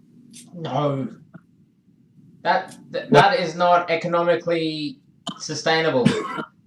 No, it's not. No, literally, if you can rig up say like a plastic bucket on a small bicycle wheel, and then you just run like a small sprocket on a drill to the wheel, and in the bucket you fill it up with sand, and you just let it tumble like a dryer. How would you set up rollers for the to set the bucket on? As I said, on an old bicycle wheel. So if you've got an old bicycle frame that you can just stabilize the wheel against. No, I know that. I could, but I'm picturing rotating the bucket. How's the bucket going to be supported? You screw it to the wheel. You screw it to the wheel. Oh, okay, I got you. Oh, wait a minute. So yeah, just fasten it to the spokes on the wheel. Yeah. So that way it turns with the wheel like a cement mixer. You'd have to cut a hole in the middle of the bottom of it to fit over the axle. Okay. If it's still on a bike frame. But then you could seal that on the inside with something, and then you just put like do it that way. Just put silicone or something like. Yeah. or body filler or something. Just anything, cork. Yeah, silicone caulk could work. Yeah. Just Because all let you it got cure to real do good. really That'll seal it. is, as long as you can set it on an angle, Mhm. and you can put the pieces you cut in the bucket with like not a fine sand, like a medium grade sand, and just let it tumble overnight, it should polish them up real nice. Ah, okay. I've got some old bicycle stuff that I think you could probably put something together. I hadn't thought of that. Yeah, because because through my channel feed on YouTube, on my personal channel, there was one time this person, they actually, go to the beach, go down to the local, ranges or whatever, and they grab rocks to polish them up. Right. And yeah, it's basically what they get is like a small tumbler, like a small, small tumbler as they call it. And yeah, it's just they put the rocks in, put like an abrasive medium like sand in it, mix it with some water, and they set it there for 48 hours to a week. I got a trivia question. Whoops. Yeah. What's that called? I know, but do you know what that process is called for rock doing that? There's a term for it. I have to say, I do not know the answer. You can't Google that. It's called lapidary, because I know because I grew up with my sister tumbled rocks and collected rocks and hunted rocks and all that stuff. Yeah, it's called lapidary. There we go. Also, you know what else I found? What? How lucky do you have to be dismantling cars and then finding 2 brand new track pins? Track what? Track pins, track nails. Oh, track nails. Nails? Oh, spikes. Oh, spikes. Okay. Track nails. Man, speak English. I'm speaking my kind of English, okay? Okay. But yeah, but has that brand new, never hit with a hammer. Really? Yep. We went to a town just east of here, about 20 miles, to see the big boy come through. Little bitty tiny town, and we're in this parking lot that's next to the tracks, and my son finds a railroad spike laying there. And of course, this is right in the middle of this little town, in this gravel parking lot. And he finds a railroad spike, and he picks it up and he shows it to my best friend that's with us. My best friend says, "Well, you could have picked it up out of that pile over there, and there's a pile about 10 foot high and nothing but railroad spikes." That's funny because I've got, we go to antique stores up here because I look for railroad stuff. I see railroad spikes a lot. And they're, a couple, $3, $4, $5 for a railroad tie. It's like, go down to the tracks. You can find 100 of them. Well, the ones that are collectible are the dated ones. The what? Those are the ones that are collectible. Dated spikes or dated nails? Dated nails, I guess. Dated nails. Those are actually nails. But yeah, they got a date on the head of them. I'll be right back. This thing. I know up on the narrow gauge lines in Colorado that they're real big. That's what everybody looks for up there. And I've seen collections on eBay where they've got them mounted on a board, and they'll have 30 or 40 of them on there, and they want a fortune for it. Yep, no dates on these. No, none of the spikes. They are a nail, but they're a great big, like a landscape spike. That you do landscape timbers with, but they are nails. They're not. They're not. Would spikes. you mean something like this? What the? Yes, just like that. What is that? Yeah. Like that? You got a bunch of them. That? What is that? Oh, that's just the small part. This hangs on the side of my shop. This is my date nail collection. Yeah, that's what I was talking about. Yeah, and then I got probably 2 coffee cans full of them up in my attic too. Oh man! And long story short is this goes from 1925 to, oh crap, and it's heavier than crapola, 25 to 68. And some.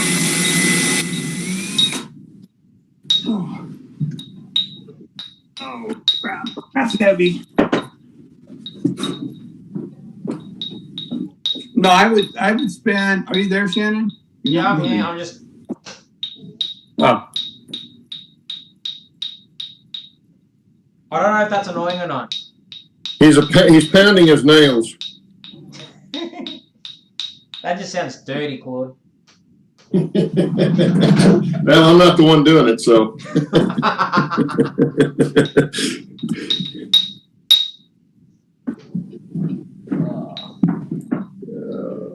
Let's see. Oh no! Hold on. No, I'm leaving Oregon. Oh no!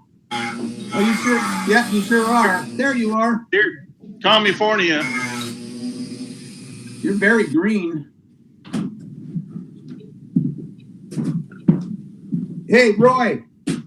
Yo. Well, Roy's back. Let's see where you are, because you're going to see here in very shortly. You're going to see a concrete overpass where the rail line crosses I-5. I can't exactly see where you are because your picture's kind of green, but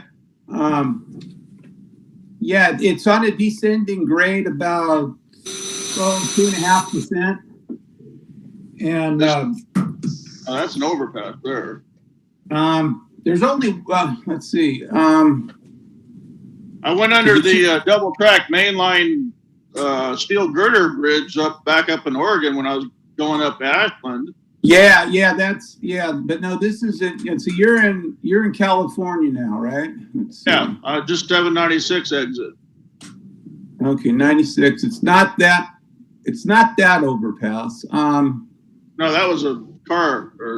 Yeah, but you'll see it, and I remember coming back. This was back in probably 97 or 98. I was driving down to California, and they had cones off that obviously there was a problem. And when it came around the corner, the freeway was full of railroad cars. They were coming down that hill and went on the ground right before that overpass. And they piled up about 15 cars in the middle of the freeway. Oh, wow. Did you see? I saw a news report. There was apparently an EF3 tornado that hit Jonesboro, Arkansas, and it blew a container stack train off the tracks. Yeah, I saw that. Oh, yeah. That doesn't take much. Those things are like a giant sail. It doesn't take much to flip them over. Is this the railroad track bridge? Oh, it is. Yeah. It is. I can see the track. Yep. Yeah, that on your right side, you'll look up the hill a little bit, and you could see where they just went on the ground and just kept right on filling up the freeway. It was a mess. Yeah, that's it right there. Yep, I didn't realize that was a railroad track bridge. Yeah. So where did it cross in? Did I cross it back? Well, I saw where it crossed in Oregon. It crossed right or east to west. Right. What it does is where you saw it in Oregon. What it does is it goes up. It continues up over that bridge and then makes a left-hand 180 curve around the top of a hill, and then comes back up, parallels the freeway for a short bit, and then drops into a tunnel, about a 3,000-foot tunnel, which is the top of the grade.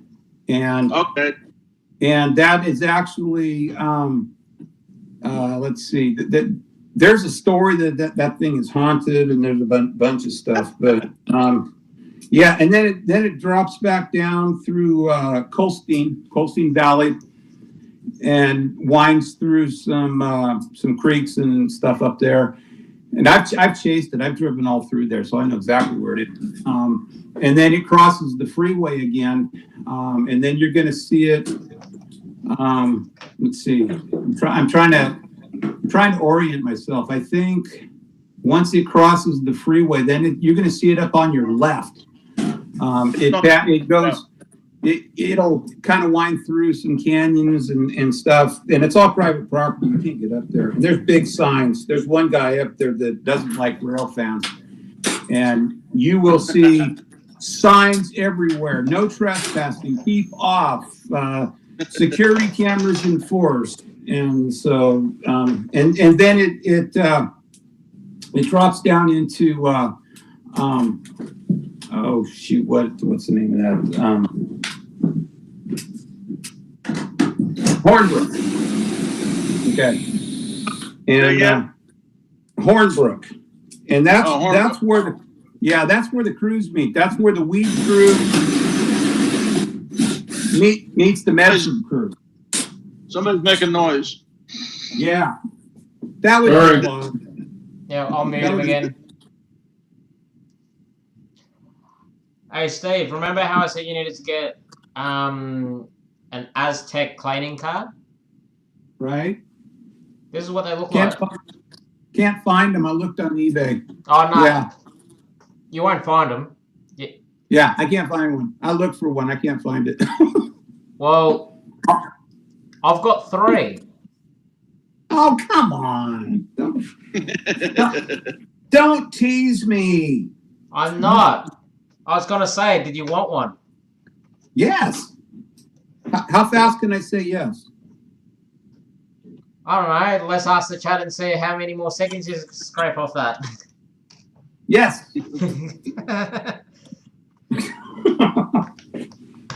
And let me find my other one. Only you would have 3 of them. No, because I've got them in a big collection. Wait, you don't have a layout, do you, Shannon? I do. He does. Oh, you do? Okay. Does it require cleaning cards? Well, Roy, to give you an idea, I've got currently 3 Aztec cleaning car gondolas, 2 Atlas vacuum cars. Oh my God. And a CMX brass cleaning car. Hang on, I got inspection station here. Oh yeah, that's right. Yeah, you got to stop. I don't think there's going to be anybody there. No, there is. There always is.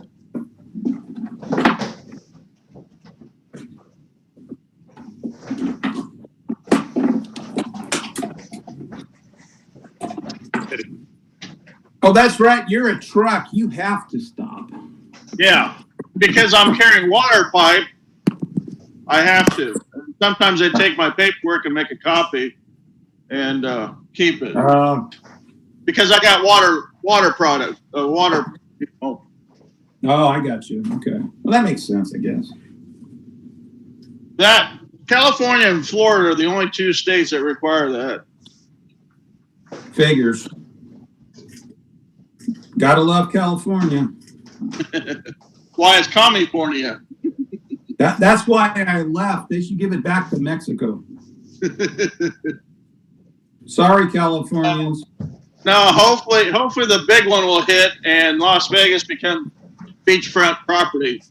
Oh, speaking of, did you hear about the earthquake in Montana? Yeah, I know. Montana. Yeah, 6.5, and then they had a second one at 4.5. I read that too. I thought, Jesus. You know what? That was only 100 miles from Yellowstone. That's not a good. That's not good. Nope. I mean, that'll take care of the coronavirus. Oh, jeez. I did it again. Oh, man, that's twice. And somehow the stream's still going. Man, well, they shut us down first. Oh. Actually, Okay, no, I've been looking at a few other streams, and I found what's been happening with a lot of people is, like, who was it? Who was it I was looking at? Well, Wilmer last night, he said that due to the number of people that are home because of this showstopper, more people are live streaming. So you may see a decrease in, or you may have technical problems. You know, more people going online and live streaming. It's flooding the system. They can't handle. The system can't handle it. Yeah, no, because I was looking at a few streams like Hot Rod Rodney's stream, which he does on the Friday. Yeah. But the date that it's got listed on YouTube as the upload date is Tuesday. And I'm looking at it and going, but hang on, he's got it in the title, Friday night live stream. Why has it been uploaded on a Tuesday? And yeah, it just got really confusing really quickly for me. Oh, well, all I notice is on Vinny's live streams from Friday that will pop up on Sunday. It's him after he'll go through it and I don't know, maybe he'll get some stuff out or delete some stuff and then clean it up or something and then repost it. Mm. So I'm gonna get up here into this canyon up here just south of Eureka and probably lose you again. I just popped back on here. I should have popped on if I could have coming through the pass because God, that was gorgeous up there. When I popped out, you had the mountain left on both sides with snow on it, and then you popped out in this giant green valley in the blue sky and white cloud mountains. Hey, Roy. Yeah. It's actually pronounced Wairika. No, there's two of them, isn't there? Well, Eureka is over on the coast, and that's Wairika. Okay. And actually, if you want to know, spell it backwards. And I forget how you spell it, but the story goes that the guy that discovered the town had it was on a sign or something, and he put the word backwards. And, they hung the letters on it, and somebody came in and said, oh, Wairika. And I'm going to have to write it down because I'm not exactly, there's a word that if you flip it around and spell it, that's what they originally wanted to name the town. Hey, well, if it's Wairika backward, let's see. No, I mean. I have to get a pencil. Hang on a second. I say. Hey, what kind of couplers do you run? What's that? What kind of couplers do you run? Oh, the really good ones. Rapido. You run Rapidos? Yeah. Well, how are you meant to run an Aztec cleaning car with Rapidos? I've got a couple cars that they're adapted. They've got Rapido on one side and they've got Knuckle on the other side. Okay. Just for that reason. Well, I'm going to have to change the coupler on one side of this because the coupler's broken. Which is super annoying. How do you spell Wairika backwards? I got to get a pencil.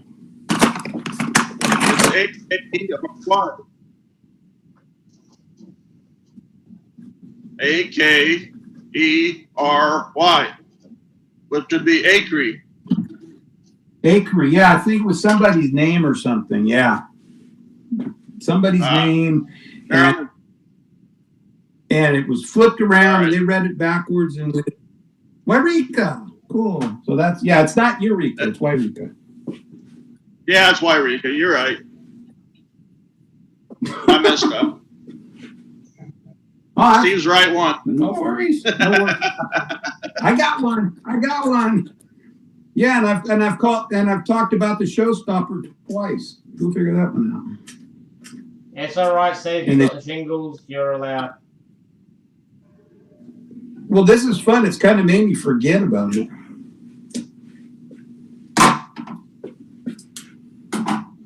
I'm just sitting here making trees. And I'm just here preparing a Aztec track cleaning car for you for your track cleaning. Oh, that's awesome! I'll do a video of it. Yeah. I'll... Well, these cars are actually really good because the guy who was building him at Aztec, because I'm pretty sure it was like a sole trader or something. Holy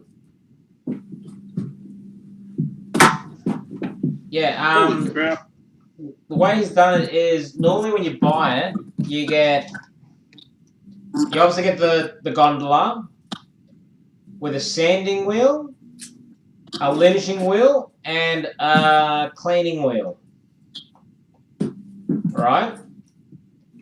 You said a lynching wheel? Lynching, like just to polish, just to. What's that? Oh, okay. Just kind of wipes the track, doesn't do much else. Okay, I got you. Yeah, so it'd be the equivalent of you getting a micro cloth and just wiping the tracks with your finger with a micro cloth. I got you. Okay. Yes. Anyway, so with that,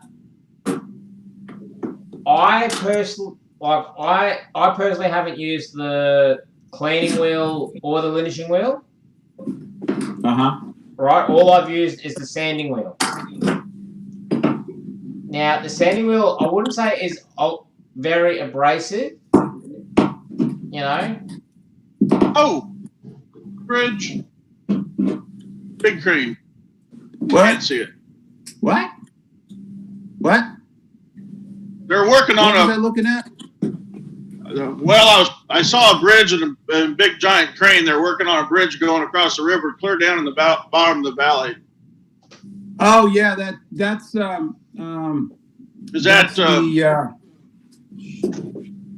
I'm drawing a blank. That's the Klamath River.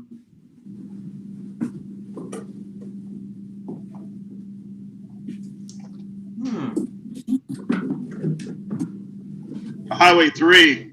I think that's on Highway 3. That's a really pretty drive up there if you don't take I-5. Yeah, it looks like it from here, but I don't know if I want to be on it. No, you wouldn't want to. Well, you can take it. It's just longer.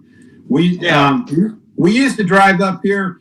I moved up here because I knew the area coming up here as a kid. My grandmother on my dad's side lived just north of Medford, and we used to come up here for 2 weeks every summer when he was on vacation. And it used to take us 13 hours from the Bay Area to drive up here because that was before I-5 was put in. That was a long trip. Man, I'm doing 60. I'm doing 60 up this hill. Yeah, that's pretty steep. It's pretty steep grade, yeah.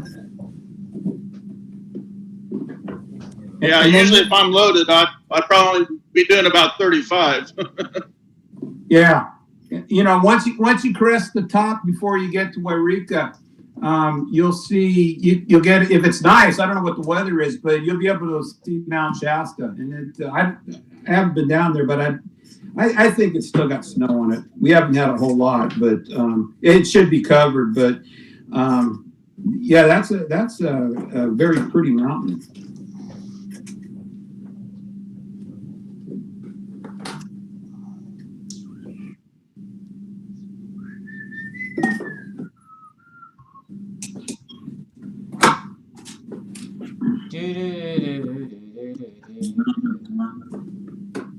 So how do you like staying up all night, Shannon? Oh, it's not too bad. Not too bad. Ooh, I didn't know they made a. I didn't know they made a boxcar version.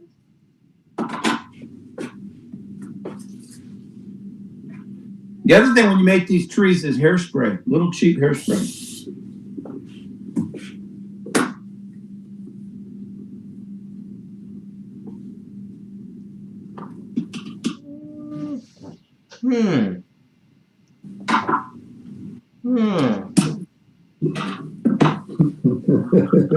Yeah, I'll keep an eye on that.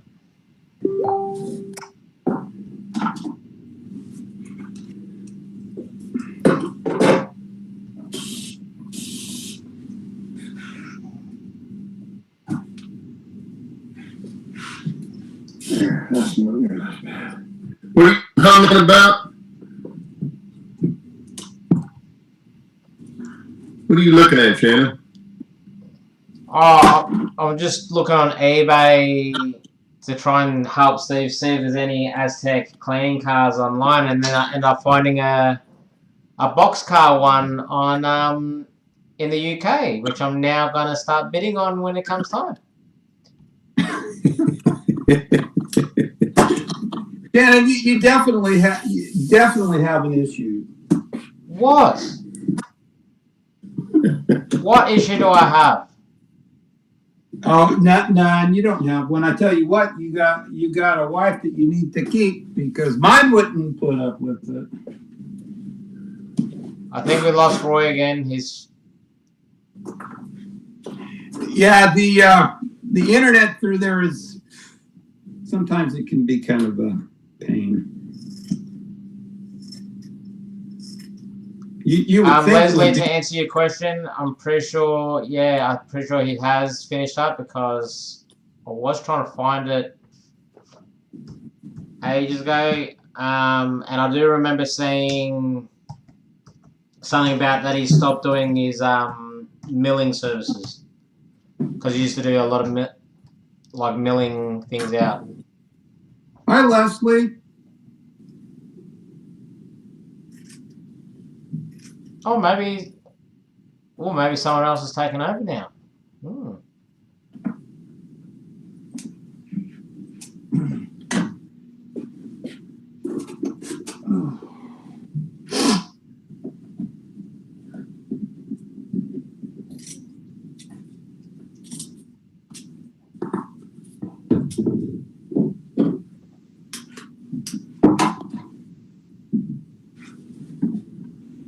So let's see.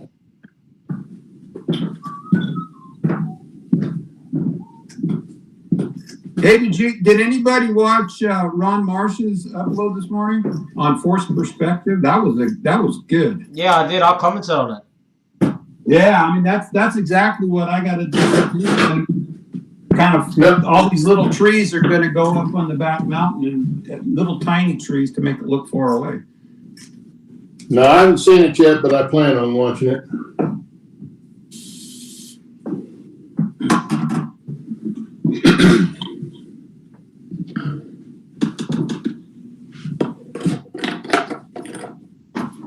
Oh, geez, I didn't realize how expensive these bloody cars were. Yeah, bid that sucker up. No, I guess I'm not getting it now.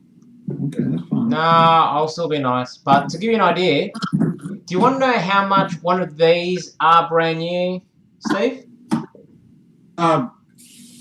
What? Curious. Well, we're talking a single gondola that's been modified to become a track cleaning car, right? Right. $99.95. Are you serious? You better keep it and sell it on eBay.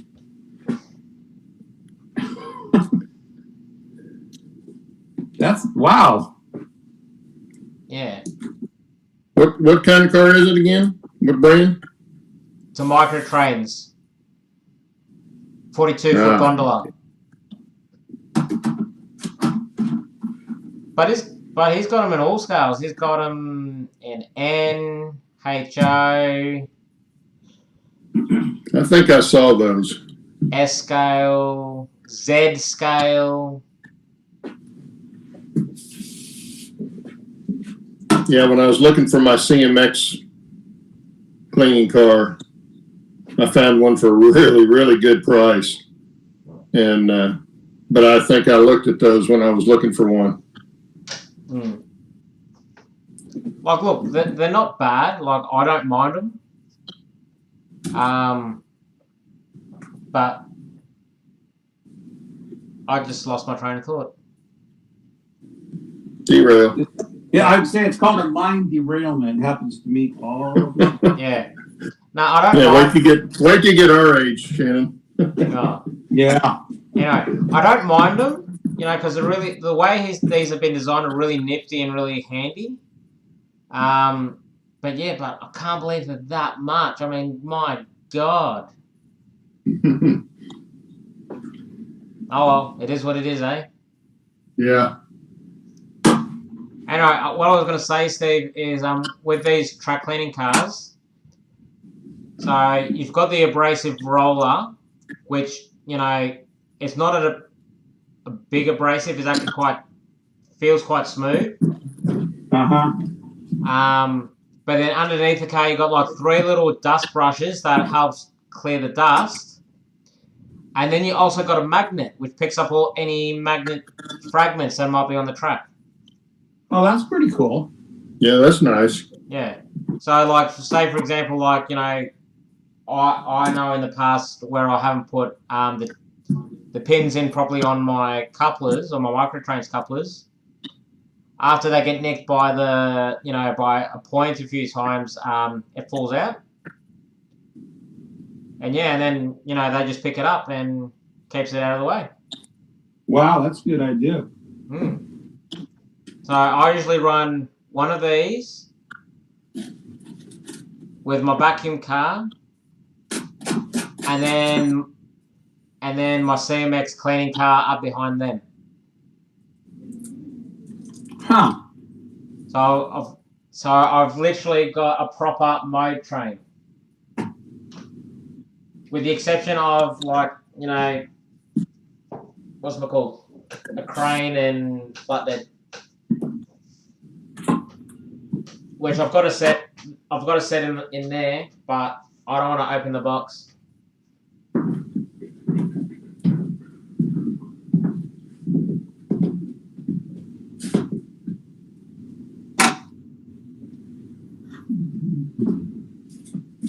That's looking really good, Claude.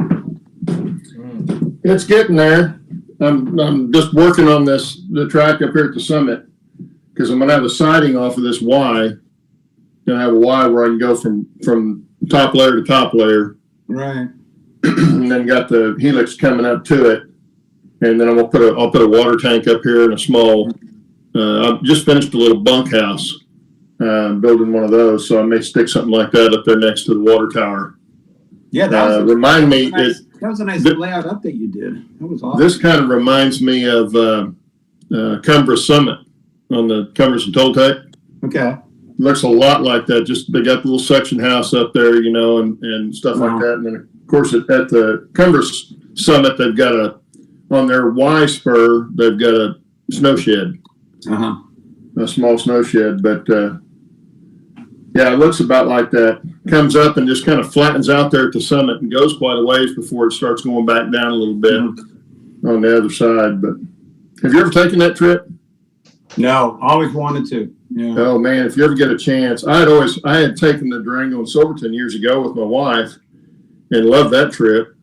But I had people, you know, say, "Oh, the other one's a much better trip." Well, it's a lot longer trip for sure. It's an more of an all-day trip. Yeah, and, I was going to ask you which one was better. Yeah. Well, they're different. Durango Silverton has, it's mainly down in the river canyon, right next to the river. So you get some really neat views of stuff. And then they've got the High Line before it gets down in the river valley. So it's got dramatic views. Yeah, I've seen the videos on it, man. It's like, man, I'd love to do that. The Cumbersome Toltec is more vistas because you're on the side of the canyon looking across. Okay. But we saw tons of wildlife. But they had like a 2-foot snow just 2 weeks before we were there. Oh, wow. And there was still a lot of snow up and stuff, but the elk were out with their young, and you know, we just saw all kinds of wildlife and stuff, and it's just really neat. And it goes real slow. It goes slower than the Durango train does. Oh, okay. Durango train gets down to I think 5 or 7 miles an hour on the High Line coming out of Rockwood because it's right on the cliff, so they go pretty slow there. Yeah. But once it gets down in the valley with the river, they do a steady little clip. But the Cumbersome Toltec, it's 10 miles an hour for most of the trip, and it's 70 miles. Oh, okay. So it takes a while to get over there, and plus they feed you a lunch. They feed you a really nice lunch, which is included with the trip. Oh, And the 2 trips are about the same price. what is the ticket cost for a person? When we went last summer, it was about $100 a piece, and you get a coach seat for that. But then we went out and stood in the open gondola the whole time. But you got to stand if you go out there. Well, if they feed you, that's not a bad deal. Yeah, well, you get the seats, and that way if it starts raining or something, you can go inside. And toward the end, when we got up out of the canyon and we're starting down toward Antonito, it's flat, kind of a lot of sagebrush, almost desert looking. So we went in and sat down because we'd been standing all day. Right. But yeah, standing out in the gondola, you get, you don't have anything above you. Whereas the Durango train, you've got the open gondolas, but they have a roof on them. Okay. So you can't really, it's really hard to see up the sides of the hills and stuff like that. But they're both good trips. Sometimes it's worth it. I mean, we've got, if you ever get up this way, we've got Hellgate jet boats up here, and they load here in Grants Pass, and then they go down, I guess it would be downriver on the road, about 17 miles. And these jet boats have three 350 Corvette motors on the back with Berkeley jet pumps on it. I mean, this thing will fly down the river at 40 miles an hour in 5 inches of water. I mean, it's a blast, man. It is. I mean, do it in the summertime. They spin the boats around. Yeah. They'll flip them. I've got a video on YouTube that I took 2 years ago when my niece and nephew were here of a 5-boat spin. And that's the last one they're ever going to do this. They won't do it anymore. The record was 6. But there's one spot in the river where it's wide enough that they can do it. 6, they did it once and said it was not good. But they get 5 of these boats going down the river side by side, and then they'll spin off one at a time off to the right as the other ones go. Just like the fighter jets would bank off and leave. Things would spin, and God, I think that thing's got like 100,000 views on it so far. It's great. It's a great ride. It's a fun ride, and they take you down to the OK Corral, which they own. It's an exclusive restaurant. They park they take you down to Hellgate, which is where they filmed Rooster Cogburn. Remember with Katharine Hepburn, that Gatling scene with the Rock Canyon? That they filmed that there. That's where they filmed that. They also filmed River Wild there too. Half of it was filmed in, I think it was Wyoming, the first part of it, but the second part of River Wild was all filmed up here in Grants Pass. The old scene where he's climbing along the rocks, getting shot at, and they're camping down on the river, and she's taking the shower, and all that was all filmed up in Hellgate Canyon. So those two, and I think there was one other one back in the 50s or 40s, Gunsmoke, I think, or something. They had something jump off one of the rocks or something, but they take you down there. Then they bring you up a little bit. They dock the boats. They feed you all. It's for an hour. You're there for an hour. It's all, they feed you all ribs, chicken, salad, wine, beer, drink in an hour. So if you can pound down a lot of beer in an hour, the trip home is a lot of fun. Imagine. Because everybody's a little toasted, and they spin the boats off. I mean, they fly them, they'll spin them off, and they can, parts of the river where they do it. They could also put those jets down in the back, and the nose of the bow of the boat just dives in the water. Water sprays. Yeah. You're soaked by the time you get back to Grants Pass. Yeah, I would imagine. But it's a blast. We do it at least once a year. We've been up here for 24 years, and we've done it at least once a year. A couple of years I've done it twice because we have family up here. But it's something you got to do, and it's it's not cheap. I think their tickets are running. I think last year they were 69 or something, 70. But well, that's not bad if they're feeding you too. Well, that's it. If they're going to feed you too, I mean, it's a good deal. It's like, and so the train trip, $100 for a train trip, and they're going to feed you, and you spend all day. And it's the Cumberson Toltec. It's an all-day trip. Mm-hmm. And once you get to Antonita, we rode from Chama to Antonita, which is the way I would suggest going. They go both ways, but and you can go halfway. They got halfway trips and stuff too. Okay. But they feed you at Sublet. I think it was Sublet where they stopped and feed you, and it's a buffet style country home cooking. And man, it's a really good feed. I mean, we came out of there, couldn't hardly walk. We were so stuffed. And then you ride into Antonito, and you get to Antonito, and they put you back on a nice bus and drive you for an hour back to Chama, where we were staying in Chama. Interesting. And the places in Chama are fairly inexpensive to stay in. So yeah, you want to go up and get a hotel room, and of course you could do it at Antonito too. Yeah. You could stay in Alamosa. There wasn't a lot of stuff in Antonito, but you could, Alamosa's 20 miles, I think, up north, just straight north there. And I mean, when I say straight, the road never turns. It's a straight line goes right along the railroad track into Antonito. I mean, into Alamosa. But that's one of these days. And, the other thing, other one I wanted to do is the Grand Canyon trip. But now they're not running steam very often. No, I heard that. I heard they finally took it out of service. Yeah, I don't get it. I don't know. I think it's regulations or something, which I think is sad. And now the other sad thing is they're replacing the. They picked up a lot of old FA2s from what was it, CP or Canadian National or something? No, it was Via Rail up in Canada. Yeah. And now I guess they don't pass these, the emissions test or some stupid thing, and they're not efficient. So now they've got old Amtrak locomotives. Yeah. That's no fun. No, and I've looked at that line on the map, and there's not a lot of scenery there. You think, well, Grand Canyon trip, that's going to be pretty cool. Well, it is once you get to the canyon. Yeah. But there's nothing between, I can't remember the name of the little town. Williams. Anyway, little town there. They like Williams Junction. Yeah, Williams, Arizona. And there's nothing between there and the canyon. It's flat desert. Yeah. And it's boring. And I'm from the desert. I used to live in Southern California, so right in the high desert. And I like the desert, but we had mountains all around us. But there you don't have any. It's flat as a pancake until you get to the canyon, then it dumps off into the canyon.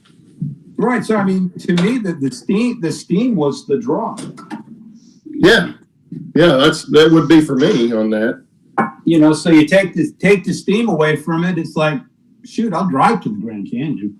Yeah, we also took the White Pass line from Skagway up to the Canadian border. If and we it's a narrow gauge cruise, because the wife is talking about doing an Alaska cruise at some point. Yeah, that's a fun trip. Now they do have a steam engine, I think, but they rarely use it on that. They use diesels on it, but the coaches are the old coaches. Right. And it was a lot of fun. I thought it was a lot of fun. My wife didn't like it. She didn't like being up high on the edge of stuff like that.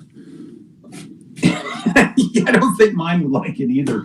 But it's really a pretty trip, and then you start getting high up in that pass, up toward the pass, and you look back towards Skagway, and you've got the glacier across the way, and the bay where it comes into Skagway. It's just gorgeous up there. Well, see, the scenery's the draw. The train is nice, but the scenery is the draw. The scenery's unbelievable. And then to think about how that was the main port for the Klondike, right? For getting up into the Yukon and the Klondike and up there and doing the gold rush stuff. That's how most people were getting up there.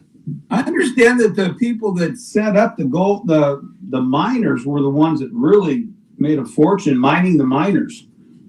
Selling stuff to the miners. I would think, well, because not everybody made money. Yeah. You know, not everybody found gold, but everybody was up there trying to find gold. So yeah. Yeah, so if you're selling this stuff to the guys, The merchants made a lot of money. And the little towns are neat. Skagway's a cool little town. Juneau's a neat little town. And the other one that we stopped at was, oh, heck, what's the name of it? Not Sitka. Anchorage? It's the one where they have all the float planes. I can't think of it. It's not went out of my head, but anyway, it's a neat town. So where did you pick up the ship? Where did you sail out of? We went out of Vancouver. Okay.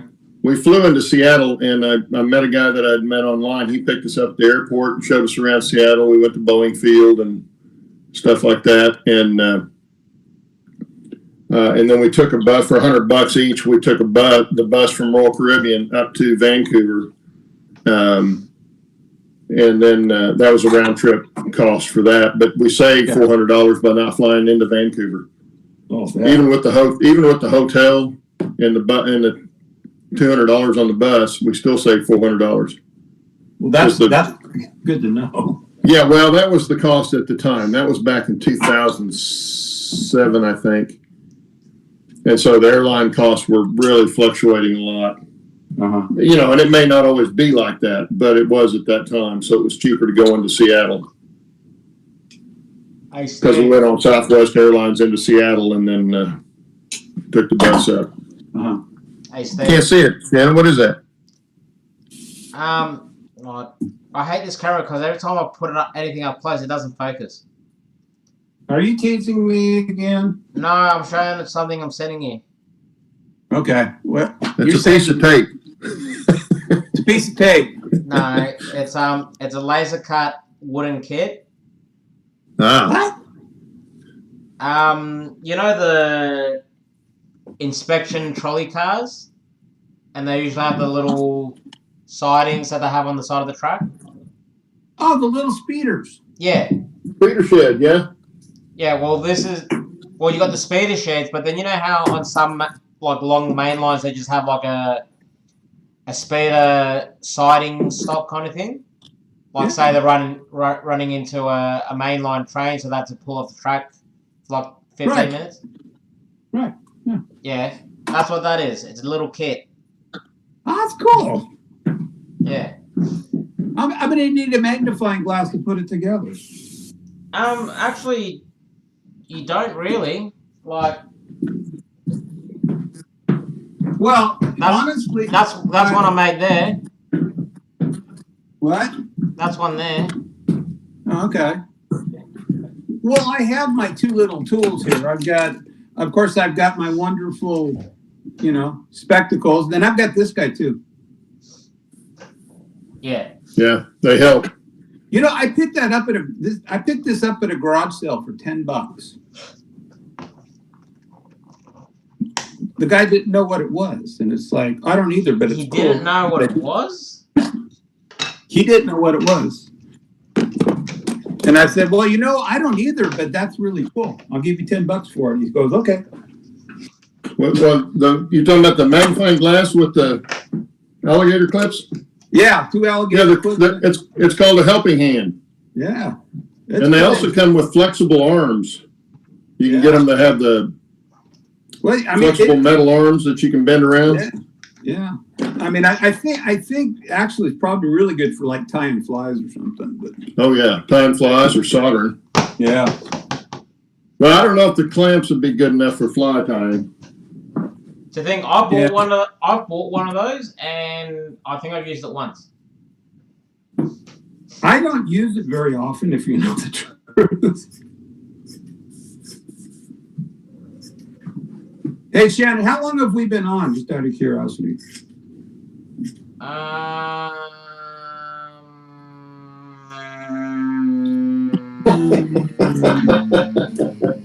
Good question. That's a tough question.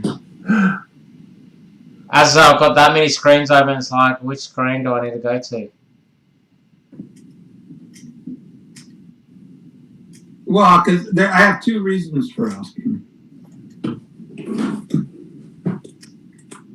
2.5 hours. 2.5 hours, and I jumped on about a half hour after you started. Yeah. Okay, so let's say 2 hours that I've been standing here. I have made 2, 4, 5, 6, 8, 10, 12, 14, 16 trees. So that would be about 8 an hour, right? So Brian's method works pretty quick. Yeah, that is actually really good. Considering I'm just sitting here on my ass looking around the room and going, I need to get rid of those, I need to sell those, I need to swap those, I need to trade those. Yeah, you start doing inventory and you go, uh-oh. Well, now that I'm moving furniture around, I kind of stopped my inventory for the minute. Ooh. Ooh, what did I just find? No, it's fucked. Hey, for anybody who wants to try to cut bamboo, I'm going to let Brian know this too, because I don't know if he has this tool. But if you want to cut bamboo, these, wire cutters, these guys here, they had set up for cutting bolts. Man, you just stick the bamboo through, cut it, and you get a nice clean cut.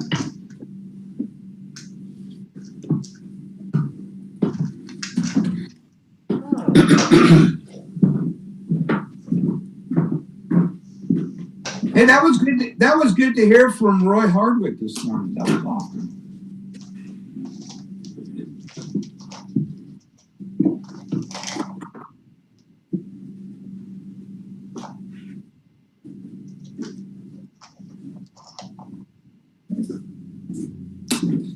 Does anyone want an old RS? I think it's an RS11 chassis. An RS11 chassis. Yeah, N scale. I don't have any RS11s. You got any old Bachman crap? Any old what? Old Bachman crap. Like. Why? What do you want from Buckman? I've just got some stuff that I need some parts for. Nothing huge. No, seriously, what kind of Buckman stuff do you need? It's the old split frames. No, and any old part. I like these guys. Here,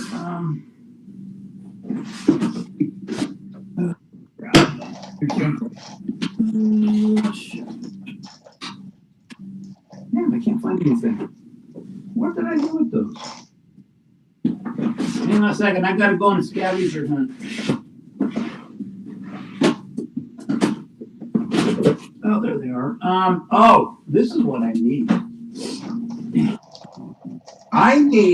Oh shoot! I can't get up. Really, I've got these really nice. They're old Bachman split frame SD40-2s. But you know what? Oh, those pieces of crap. No, I don't have those. Fucking hell. Well, no, I'm looking for the white. I don't know if they're made of Delaware or whatever. Gears. Gears, man. Bachman gears are crap. They would the white gears are crap. The black ones are actually a bit better. The black ones are okay. They changed it, but the white ones are crap. I mean, you see all these great deals, and people don't know this. You buy these, and you got a great deal on that. They don't run worth crap because the gears are all.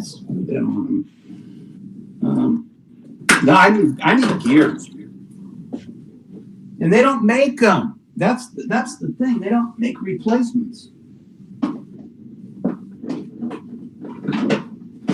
Hey, Steve.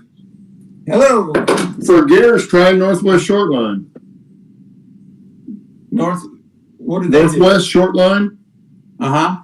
HON3 guys for years have used them for replacement gears and stuff on the old brass, some of the Japanese brass that wasn't as good. Okay. or older ones that they need to do, and they've got motors and you know, ball joint assemblies and all kinds of gearing, and if you know what you're looking at, especially, you can get some good gears there. Ohio short line, okay. Yeah, Northwest short line. Yeah, I mean they run fine, but the gears, you know, gears don't work. Oh, what models were they again? Sorry, Steve. SD 45-2s. You know what's the shit thing, Steve? What's that? To think I had 2 Kato units and 2 Intermountain units that I sold maybe in the last 6 months.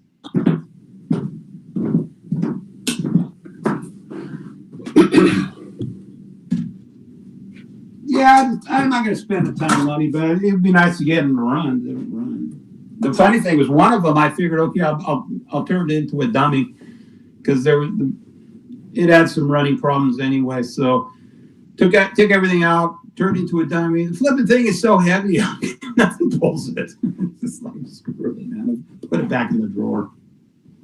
I mean, it weighs as much as half a train. Well, Steve, again, like, make a diorama out of it. You got all these great ideas, Shannon. Actually, that's not a bad idea. Well, that's the thing. Like, the only time I've ever thrown stuff out is when I don't have a use for it. Well, that's why I've got a drawer full of parts and stuff, because I don't want to throw anything away. Yeah, but like with locos and that, so if I can't get any spare parts or anything like that, I turn it into a scene. Like on my layout, I've got an old. It's like an abandoned siding which has a little hobo camp. And Well, these guys actually.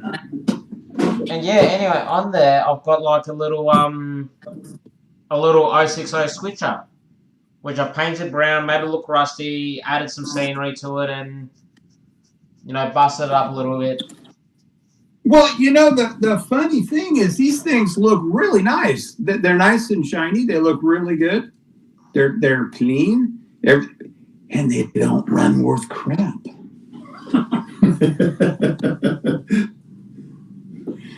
It looked like a good deal, but it ain't a good deal.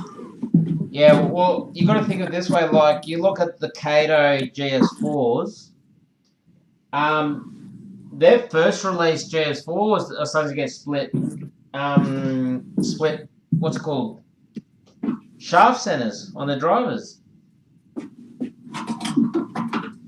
And not a lot of people know about that. Yeah, it's like that mountain I bought, that Northern I bought. Looks great, runs great. It'll pull 3 cars. Man, I've got something in the ear that's making me itch. Mail call. Oh. I know what it is, but you know. I know what it is too. I don't. I've never used this before. This is Sculptamold.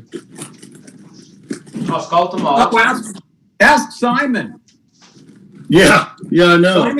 Simon's an expert. Now, Sculptamold. But I thought I'd give it a try. Now, Sculptamold is really easy to use. Yeah, that's what I figured it was. Yeah. I want to use it for filling in around things like the footings on the trestles and stuff like that. Yeah, no, it's really easy, and the best thing about it is when you apply it on, if it's still like malleable to handle, right? All you do is you put your hand in water to wet your hand, and then you can kind of rework the surface again. Oh, okay. And then once you're happy with it, then you just leave it alone and let it set completely. Yeah. But otherwise, if you just want to keep working on it, you just add water, you know, just with your hands, just slowly. Mm-hmm. So We're gonna go play. Okay. Door will be open. You need me to set the alarm? No. Fine. Well, that's kind of the way this fusion fiber is. It takes a long time for it to dry. It took probably a good 48 hours for it to get good and dry. But I can come back in and wet it down again, and you can move it around again. Yeah. Yeah, that's the good thing about it.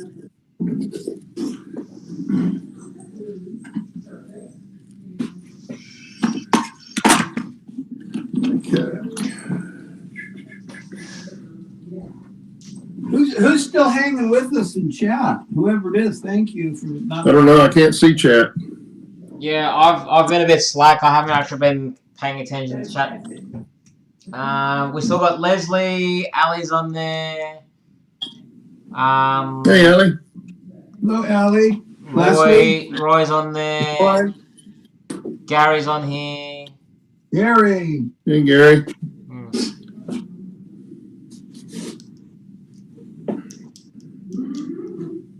You know what? It's nice to know that we're not the only ones that don't have a wife. How do I look with glasses?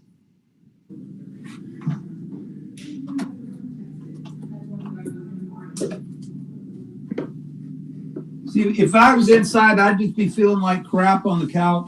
We'll feel like out here, I don't feel so bad. Yeah. Well, you get your mind off of it. Yeah. Do I look more mature with glasses on?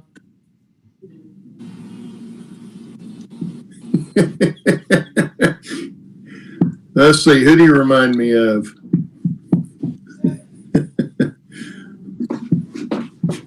Nobody. Yeah.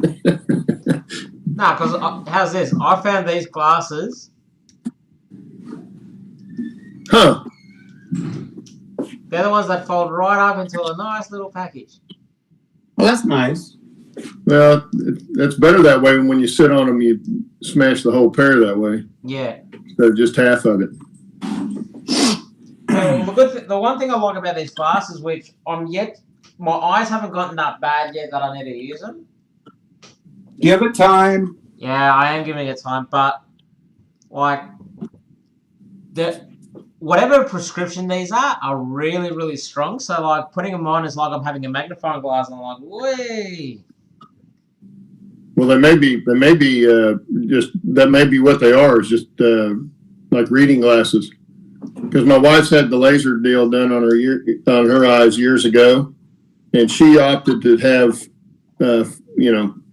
far vision as opposed to up close. They wanted to do 1-in-1, and she didn't want to do that. Yeah. So she just got the far vision, and now she just buys the cheap $10 reading glasses at the drugstore. Yeah. And they actually work really good. Yeah. Yeah, for her they do. For me, I take my glasses off. I'm gonna get up close. I just take it off, and I can work real close. Yeah. Now I've got the added advantage of having not a circular optic nerve opening. I have a kind of an oval shaped one. So it's not too bad in regards to like my vision, because it actually allows more nerves to come through into my eye. But the downside is if it starts to swell, I can go blind very quickly. Well, that's not good. Yeah. So the easiest way, when I was first told about it, the easiest way he explained to me was I had 20/21 vision essentially. But if I was going to start going blind, I was going to notice it a lot quicker than most. Yeah. Because some people look at me and go, how the hell can you see that? I'm like, I don't know, I just can see it. Well, I can see it right there. Yeah. Well, with my glasses, I can see better than my wife can at distance. And, and I don't know why. My prescription hasn't changed in 10 years. But now I did have an issue with pressure in one of my eyes that got the doctor all crazy. She wanted me to not drink coffee before I came in to get a better measurement on it. But she was worried about glaucoma. And here the last couple of times I've gone in, she says, no, you're doing okay. So yeah, don't worry about it too much. Actually, that reminds me of a story someone told me.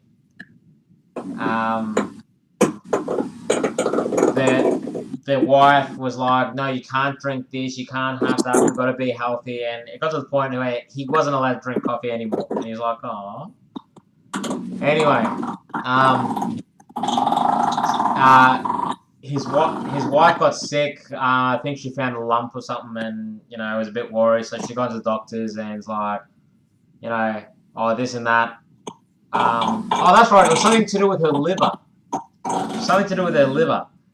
And she's like, oh, I feel a bit crook. What's wrong with me? And finally got the results. And she's like, oh, is there any home remedies? I can do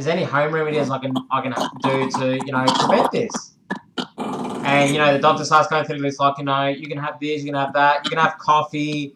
And as soon as the doctor said coffee, he's there in the surgery just behind her going, just stop me, I'm coming again.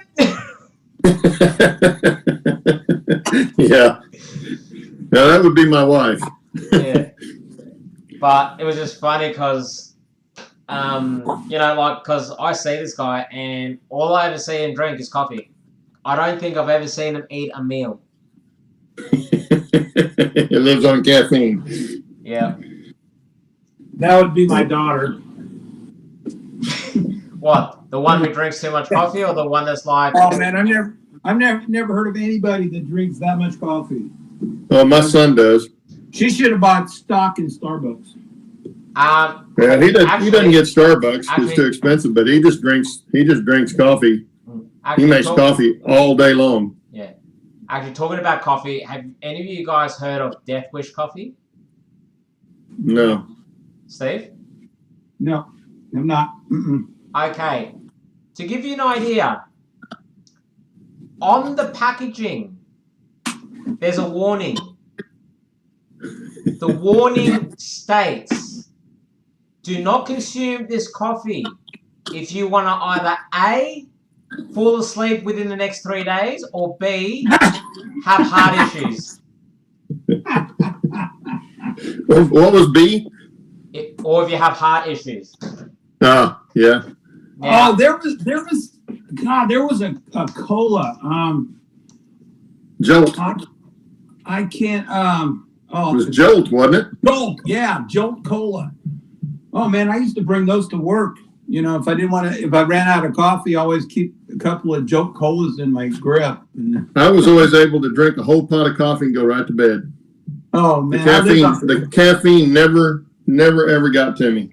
Now it's not the caffeine; it's the acid in the coffee that gets to me, so I can't drink as much. But yeah. But back when I was young, like my son, he can drink a whole pot of coffee and go right to bed. And then my wife, if she has coffee 3 hours before she goes to bed, she won't be able to sleep. I used to drink 2 pots of coffee every morning, pretty sure, and then going to work, I had the 2 thermoses, and that was usually gone in the first couple of hours, and then you're trying to go to the bathroom. You're going down the main line at 70 miles an hour. That's not fun. Well, see, you could do that. You didn't have to steer. That's right. Yeah. Well, it was fun too because there were spots where you knew where it was safe. There's no crossings, no sidings, so you could jump down in the nose and take care of your business. It was always fun when you had a new conductor or a new brakeman on the head end that didn't really know that much. Usually when you had somebody really new. And there was one spot between Modesto and Fresno where you would probably go for 10 or 15 miles and there weren't any crossings. It was pretty vacant and no siding. So that was where, you had a safe time. You could jump down in the nose and do whatever you need to do. You weren't going to hit anybody, they weren't going to meet a train, so you go down and do that. So it was really fun doing that at 70 miles an hour when it's foggy and you can't see the engine. The Central Valley fog in California has a reputation of its own. A lot of people think they've seen fog. They have not seen fog unless they've been going down the Central Valley in California in January, when you can look out the window and you can barely see the nose of the engine. You can't see the ground, and you've got maybe a second, 2 seconds to see a block signal go by. Yeah.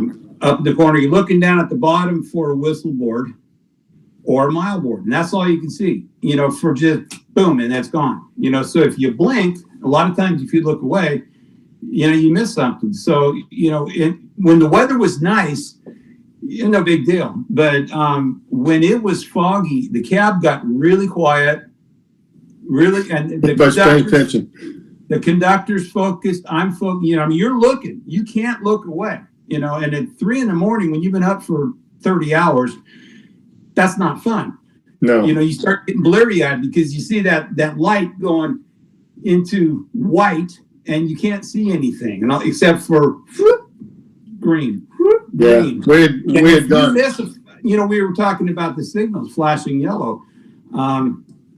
If you miss those, and you're doing 70 miles an hour, you're going to go into a siding at 70 miles an hour.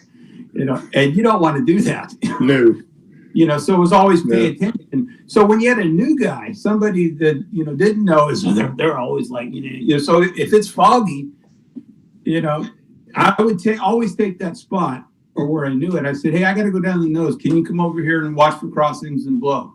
If you see a crossing, blow. If you see color, I'll come up. So you're down there for 5 minutes, and kids are, looking out the window, looking for a problem. It doesn't see anything, and it's like, so you go through all that time, you come back up, and it's like, I didn't hear you blow for anything. I didn't see any. I said, man, there are 5 crossings back there. You didn't see them? No, I never saw them. Yeah, we were coming back from skiing up in Colorado one time, and we were south of Salina, Kansas, not quite to the Oklahoma border on I-35. And the fog was so thick we couldn't see the end of our car. Yeah. And people would pass, and the people on the left side of the car could maybe see a glow of red go by at the taillight if they passed you. Man. But you couldn't see squat. And we ended up driving about 25 miles an hour because you couldn't see in front of you soon enough to stop for anything else. Sure.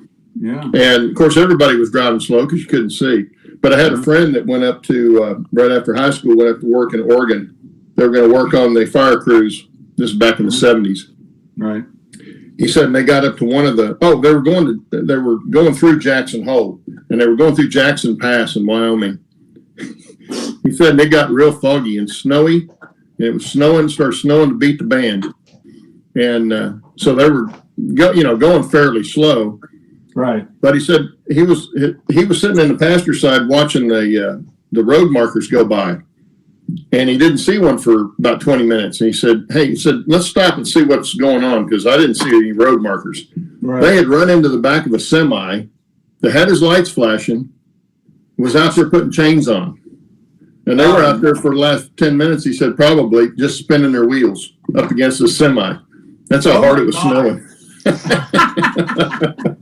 They ended up spending the night there in the shell camper of the truck because they couldn't see to get out of there. Oh, that's funny. That's funny. It was always funny too when it was really foggy. The conductors were really good for sleeping. I mean, if they trusted the engineer, you look over, man, they're like, come on, guys, wake up. And I didn't care. I mean, as long as I wasn't tired, I didn't mind. But if you had somebody you really didn't like that much and they were doing that, it was always fun because we had a cooler in the center of the cab that had ice and then drinks and stuff, or, waters. But it had a stainless steel lid on it about, it was about probably 14 by 20 or something like that. But you close it, it's really loud. And so he's over there, so, I would reach over, grab the lid and just slam it down as hard as I could and then lean up against the side of the window. And you hear, hey, wake up over there.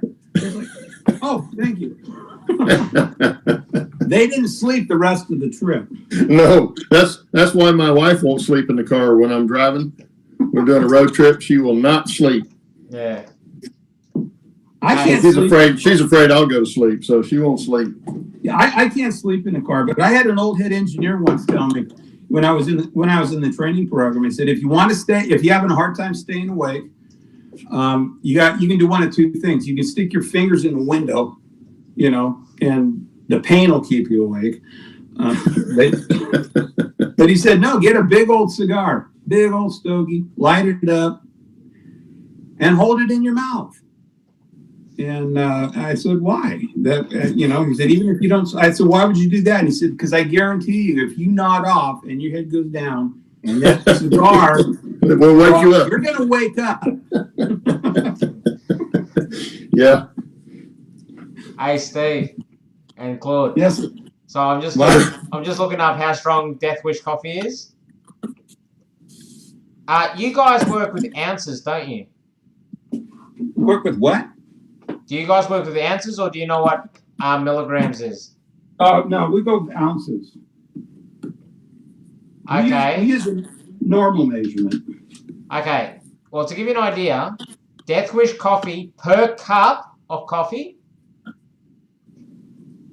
delivers 600 plus milligrams of caffeine compared to the usual 100 to 200 milligrams found in most plain black strong coffees.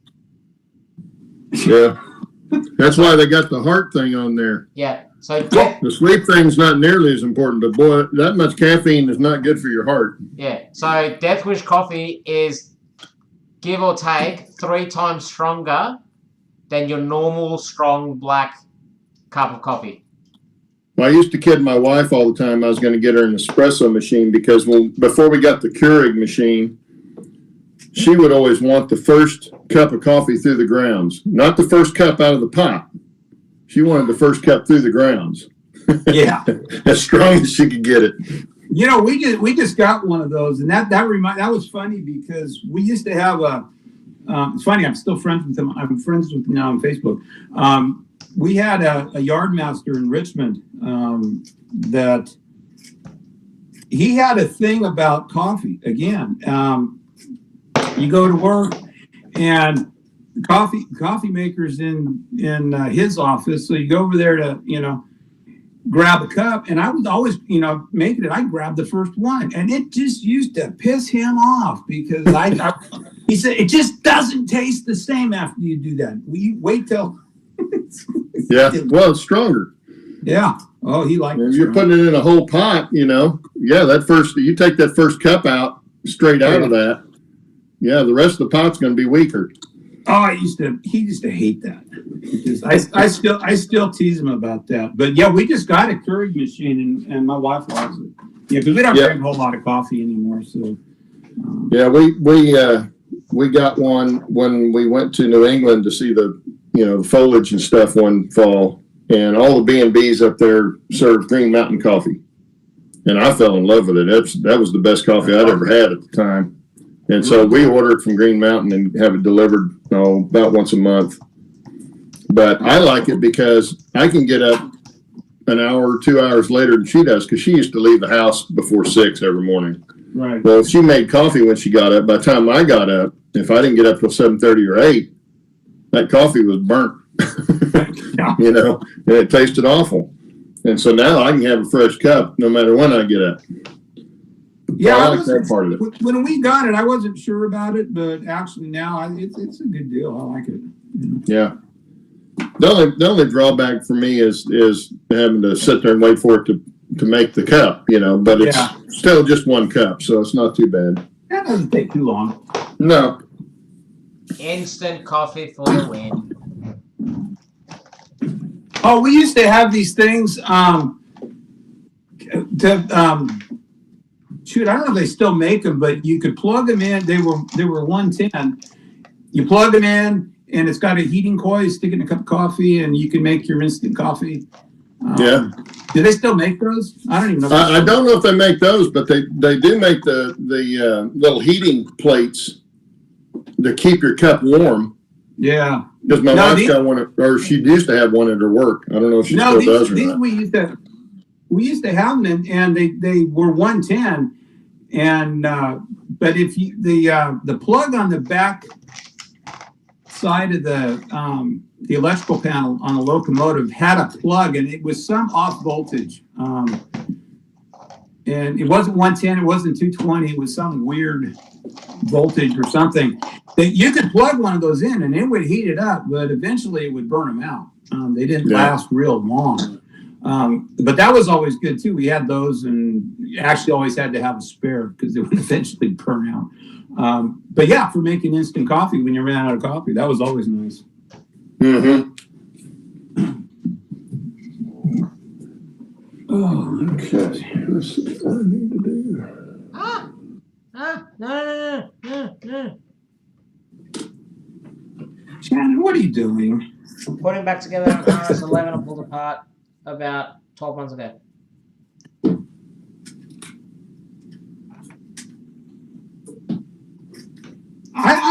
This is going to bring me to 175 trees. 175 trees. I think. Jesus. Yeah, just lost Steve. What's that? Oh, Lost your crap. picture anyway. Oh, I got a trucker buddy. I got a guy that he's a model railroader and truck driver. His name is Zachary Z, and he was calling. I'll have to give him a call here. He's long haul, man. He's kind of like Roy. He's all over the place. You never know where he's going to show up.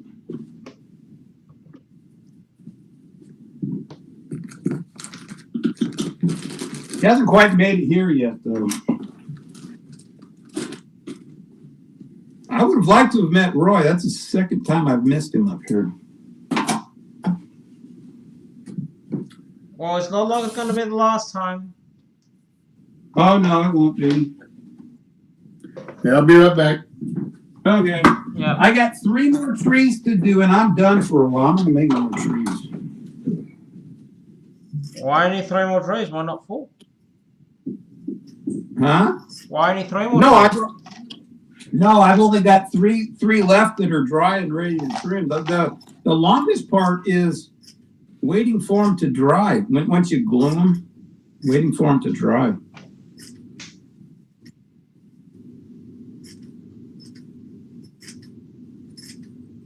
But they actually go really fast. And if if it's not something that you're seeing right up front, you put and that's what Ron Marr said. You put it's a 3 feet rule. You put the good ones in front and you put the bad ones in the back, and nobody knows. Uh-oh. Sounds like my wife's awake. You're in trouble. Nah, it's probably because Bubs is awake.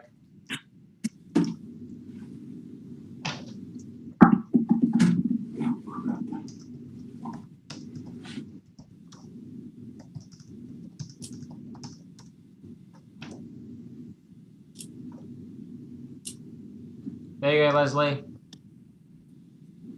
What, Leslie? Oh, Leslie wants to know what make this RS11 chassis was.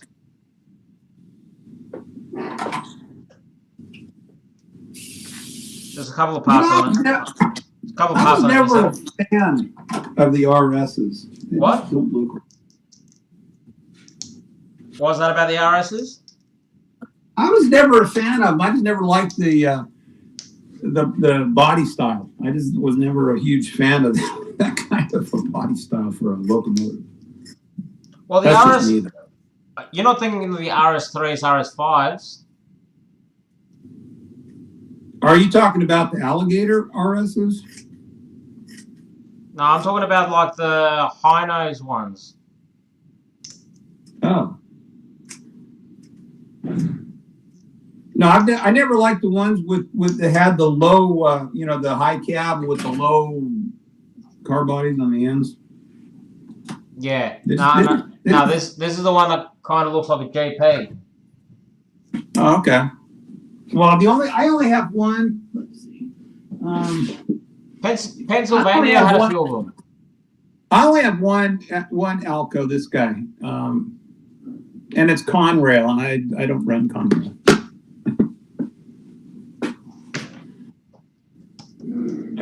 I need to just paint it.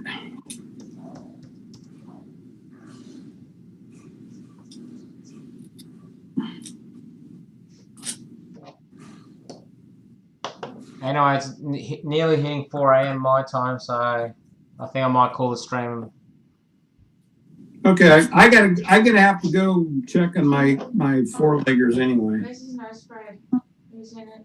No, I haven't. Big bottle, like neck glove. I know the bottle. No, I have not seen it. But can I cuddle him? He's looking at me like, Dad? He's awake already. How much more awake can he get? Awake to play.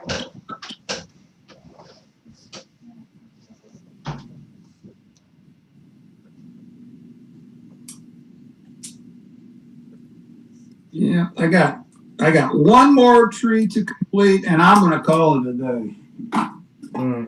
Well, I've got Bubs. You got what? I've got my baby boy.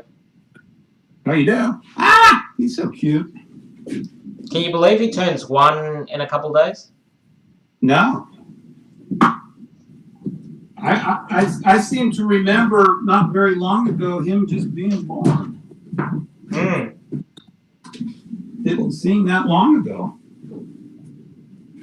I guess we've been friends for a long time, huh? Yeah.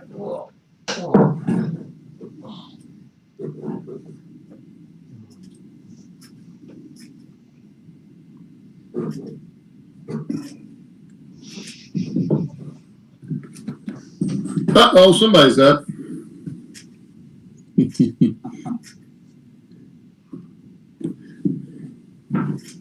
Someone doesn't know how to sleep. No. No. No. No. No. No. No. No.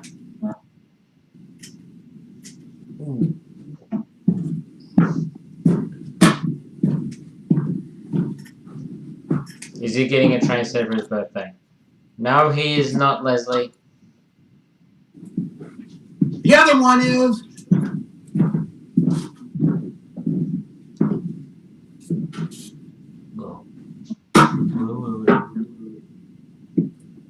Now tomorrow I'm gonna make him a cake. You make? Yeah. I'm making a cake and decorating it. Wow. I'm impressed. What? I only know how to cook the yummy stuff. I can barbecue. Yeah. The only thing good. Well, as I say, the only things that are good in life are either fattening, illegal, or what's the third one? There's a third option as well. They're either illegal, immoral, or fattening. Yeah, right. That's right. Well, some people are cooks. You ever heard the saying, some people eat to live and some people live to eat? Yep. When it comes to cooking, I'm a eat to live kind of thing. I'm not creative. My wife is the creative one. I am not creative. Yeah, I'm not very creative when it comes to cooking myself. Like I'll cook some, delicious sweets and traditional foods that Mum has taught me when I can be bothered. But otherwise, yeah. But otherwise, it's just mainly decorating. I can decorate a cake real well.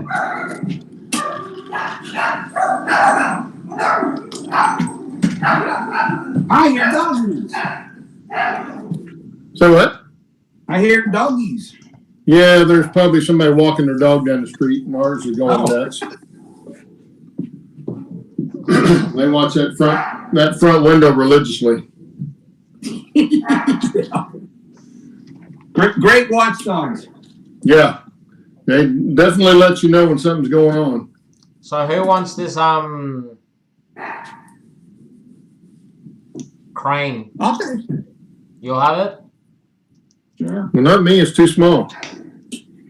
I'll put it in my scrap yard with your motor with the V12 or whatever it is you got. Oh, that's right. I'm gonna what did I say? Whoa.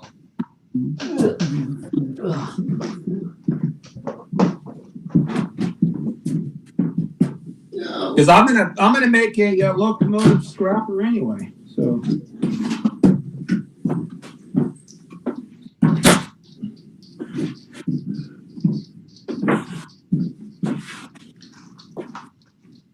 I mean, I was going to make a scrap yard anyway, but scrapping locomotives is better because I got a lot of body parts I can use. Yeah. Oh, gosh. Let's see. So now I have, 16, 18, 20, 22, 24, 26, 28, 40, 46, 50. Hey, Steve, another question. 66, 71. I made 71 trees yesterday and today. What? But Man. Do you have a? I'm done. You've got a level crossing, yeah? I do what? You've got a level crossing, don't you? A lot of what? Level crossing. Oh, for me? Yeah. Yeah. Pretty much. A level crossing. Shit. Grade crossing. Yeah. Railroad crossing. Oh, I don't have anything for a cross. I don't have any place. I don't have any place to put a crossing. What's blue? Is blue coming? Now, that's one thing I'm not doing. No more track except for the upper deck if I ever do that, because right now it's storage. Right now, this is what it looks like right now. I mean, that's my it's my storage. So here, let me take you on a tour of all the extra crap I got. Real convenient. Yeah, I see. Yeah. What's that? What is it? It's a circuit I made. It's basically an LED flasher for like your railroad crossing lights. Oh, okay. Yeah. Fairly crossing. easy. Red and black is power. I think this runs off 9 volts. Oh, that's cool. Blue is common, and then the other 2 is positive. Is that like a kit that you make, or did you buy it like that? No, I made it from scratch. So I just got the circuit diagram off the internet, drew it up on paper, and then transferred it to physicality. Yeah, okay. I like doing it in my electronics. And Gary, no, I'm not giving away my whole collection. I'm just finding bits and pieces that I'm literally just looking at and going, I'm going to throw that out. Yeah. There you go, Steve. Here's my Oh, there story. you go. Yeah. Yeah. Well, see. It's like that all the way around. All of this, you start all of thinking, this stuff full. it's like when I get the layout done, where am I going to put all this crap at? You know? Well, I'm hoping most of mine's going to be on the layout. Okay. Yeah. I mean, I will have some storage underneath it back here in this corner, but like here's my. I found a guy in Kansas that was selling figures and stuff, and he had some really cool ones. They're not like scenic woodland scenics. They're different. Most of them are pewter and then painted. Right. And for some reason, he's not been on eBay selling stuff for the last 6 months. I don't know why. But I got all kinds of stuff. It's like these harp switch stands. I don't know if you can see that. Here, turn around this way. Brass from Precision Scale. Oh, those are nice. Yeah, because I'm actually going to make them work. You know, so when the motor turns the switch over, it'll pop it. There's my circuits for grade crossings. Is that just for lights, or does that do everything else as well? It does just the lights, and Yeah. there's the flashers right there. But yeah, I've been collecting that kind of stuff. The one thing that I got that was really neat that I found, and I did it on one of my updates, was this. Where am I here?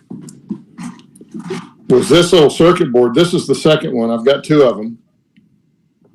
And what that does is it acts like a spring switch. Steve knows what a spring switch is. Oh, yeah. And it's on, I'm going to put them on both of the return loops.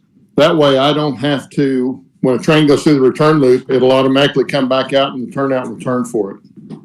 I won't have to be there to flip the turnout.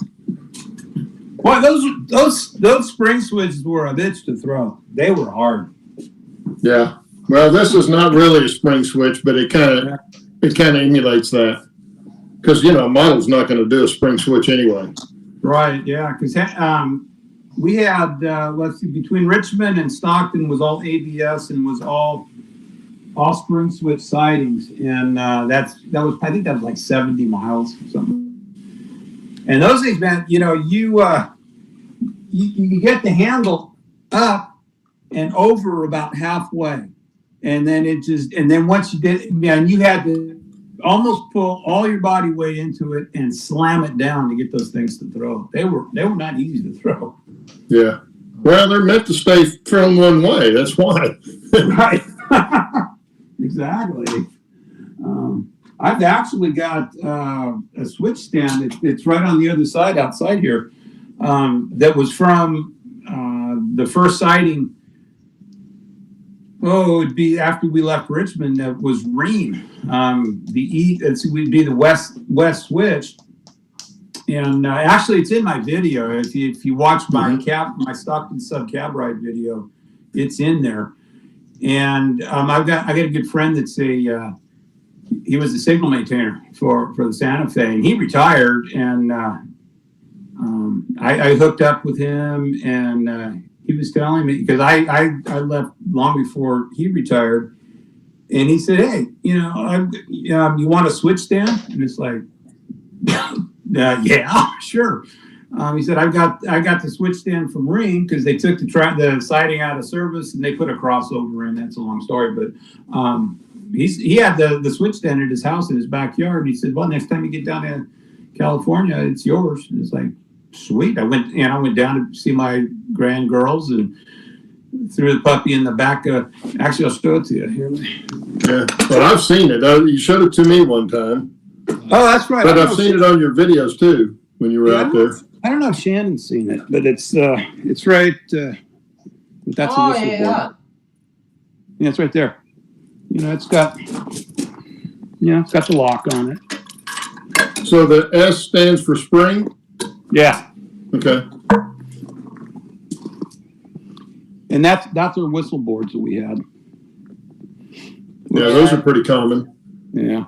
And this is the side of my shop. I mean, this is all crap, all my railroad stuff. Yeah, but. And the wife just looks at it and goes, "Why is he collecting more junk?" Oh no, the wife is not happy. The wife is not happy because she doesn't do clutter. And I got a sign and I put it up. She goes, "Oh, okay, that's cool. Well, don't put up any more."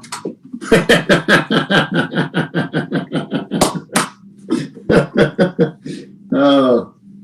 So she likes everything neat. Everything's got a place. Everything, no clutter. The way my wife is.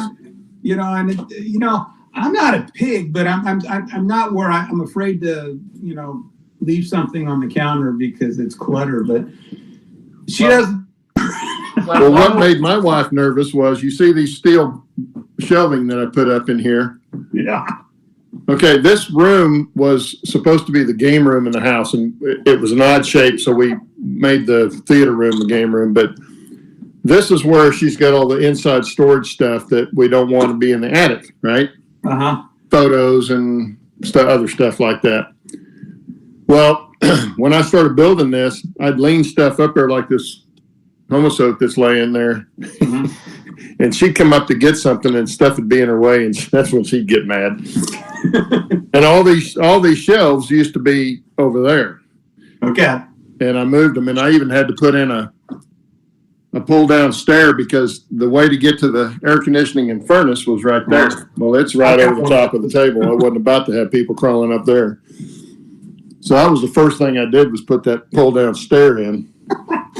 My wife, she won't come out here. I don't have to worry about it because if she walks in here, I mean, you can see what this place looks like. Oh yeah. I mean, it it's like it gives her anxiety. It just, well, looking at that thing, to me, that looks fairly organized. Oh, it is. It's called organized confusion. I know where everything is, and that's what she doesn't understand. She's like, "How do you find anything?" It's like, I know where everything is. Hang on, it's like the psychologist. The way he explains things is very comedic. And he's saying the way guys' brains work versus women's brains is very different. So the way he puts it is, with a guy, in his brain, in his mind, he has a box for everything. He has a box for the car, box for work, a box for at home, a box for each of his kids, a box for his wife, a box for his hobby. He has all these little boxes, including a box of nothing. For the box. Yeah. The box of nothing is the one box that drives women mad. Right? Oh, shit. And the rule of each boxes is none of the boxes ever touch each other. And only one box is permitted to be opened up at a time. And you go into the box, you empty it, you sort through it. Once you're done with the box, you put everything back in the box, and then you move on to the next box. You don't go from that box to the next box. Right. Yeah. It's like, I know where it is. It's behind all this stuff. We're talking about the boxes in your head, Steve. Huh? We're talking about the boxes in your head. Oh, yeah. Okay. Yeah. You got a box. Well, you got a different box for everything. You got a box for your car, the box for work, the box for life, etc. Exactly. I saw the analogy once online of it was tracks. Men's mind, it was just a straight main line. Women's minds, man, it was a chaos of double slip switches and crossings and 30 tracks and going into Chicago. You know, like we're. Yeah, well, I with got the one analogy, thing I want to show you. Huh? Yeah, well, with the analogy I was going with, Steve. So the boxes is how all guys' minds are, but in regards to women's minds, it's like a ball of yarn. So as time goes on, more and more thread is added to this ball of yarn, and that is why when you get into an argument, they're able to trace back to something in the past because they just grab the end of the yarn, pull it in, and go, "I'll use that." Yeah. It's like that. That's way in the past, Yeah. Yep. But that's ammo for later. Exactly. Oh yeah. It's like they never forget. No. They might forgive, but they don't forget. Now, the one thing my wife cannot keep up with, because we both used to play golf all the time. I still play sometimes. But I can remember holes on golf courses I played 20 years ago. And she can't remember the last one she played. She just doesn't think that way. She doesn't think in terms of situation around where she is. She thinks in relationship terms, Yeah, but that's the thing. That's where that. It's not concrete stuff. It's other stuff. Yeah, but that's the thing. That's where the analogy works because every time you go to play golf, you open up your golf box. That's the only box you open up. It's the only boxy thing you know. Yeah. Oh, you're talking about golf? That golf course? Okay, that's over here in this box. And some of those boxes are supposed to be nailed shut. It's like that box is closed. Go away. That's but the box gets opened up again. Yeah. Yeah. All right, I gotta call it a night. It's getting fairly late, and I'm gonna be up in like 4 hours. Okay, well, I guess. Alrighty, Shannon. I'll show you this next time. Okay, Shannon. Well, bye, guys. Thanks for hanging out with us, and I'm gonna go look. Yeah, it was fun. Yeah, thanks always again. fun. We'll see you all again next time. Okay. Alrighty. Take care. Take care, guys.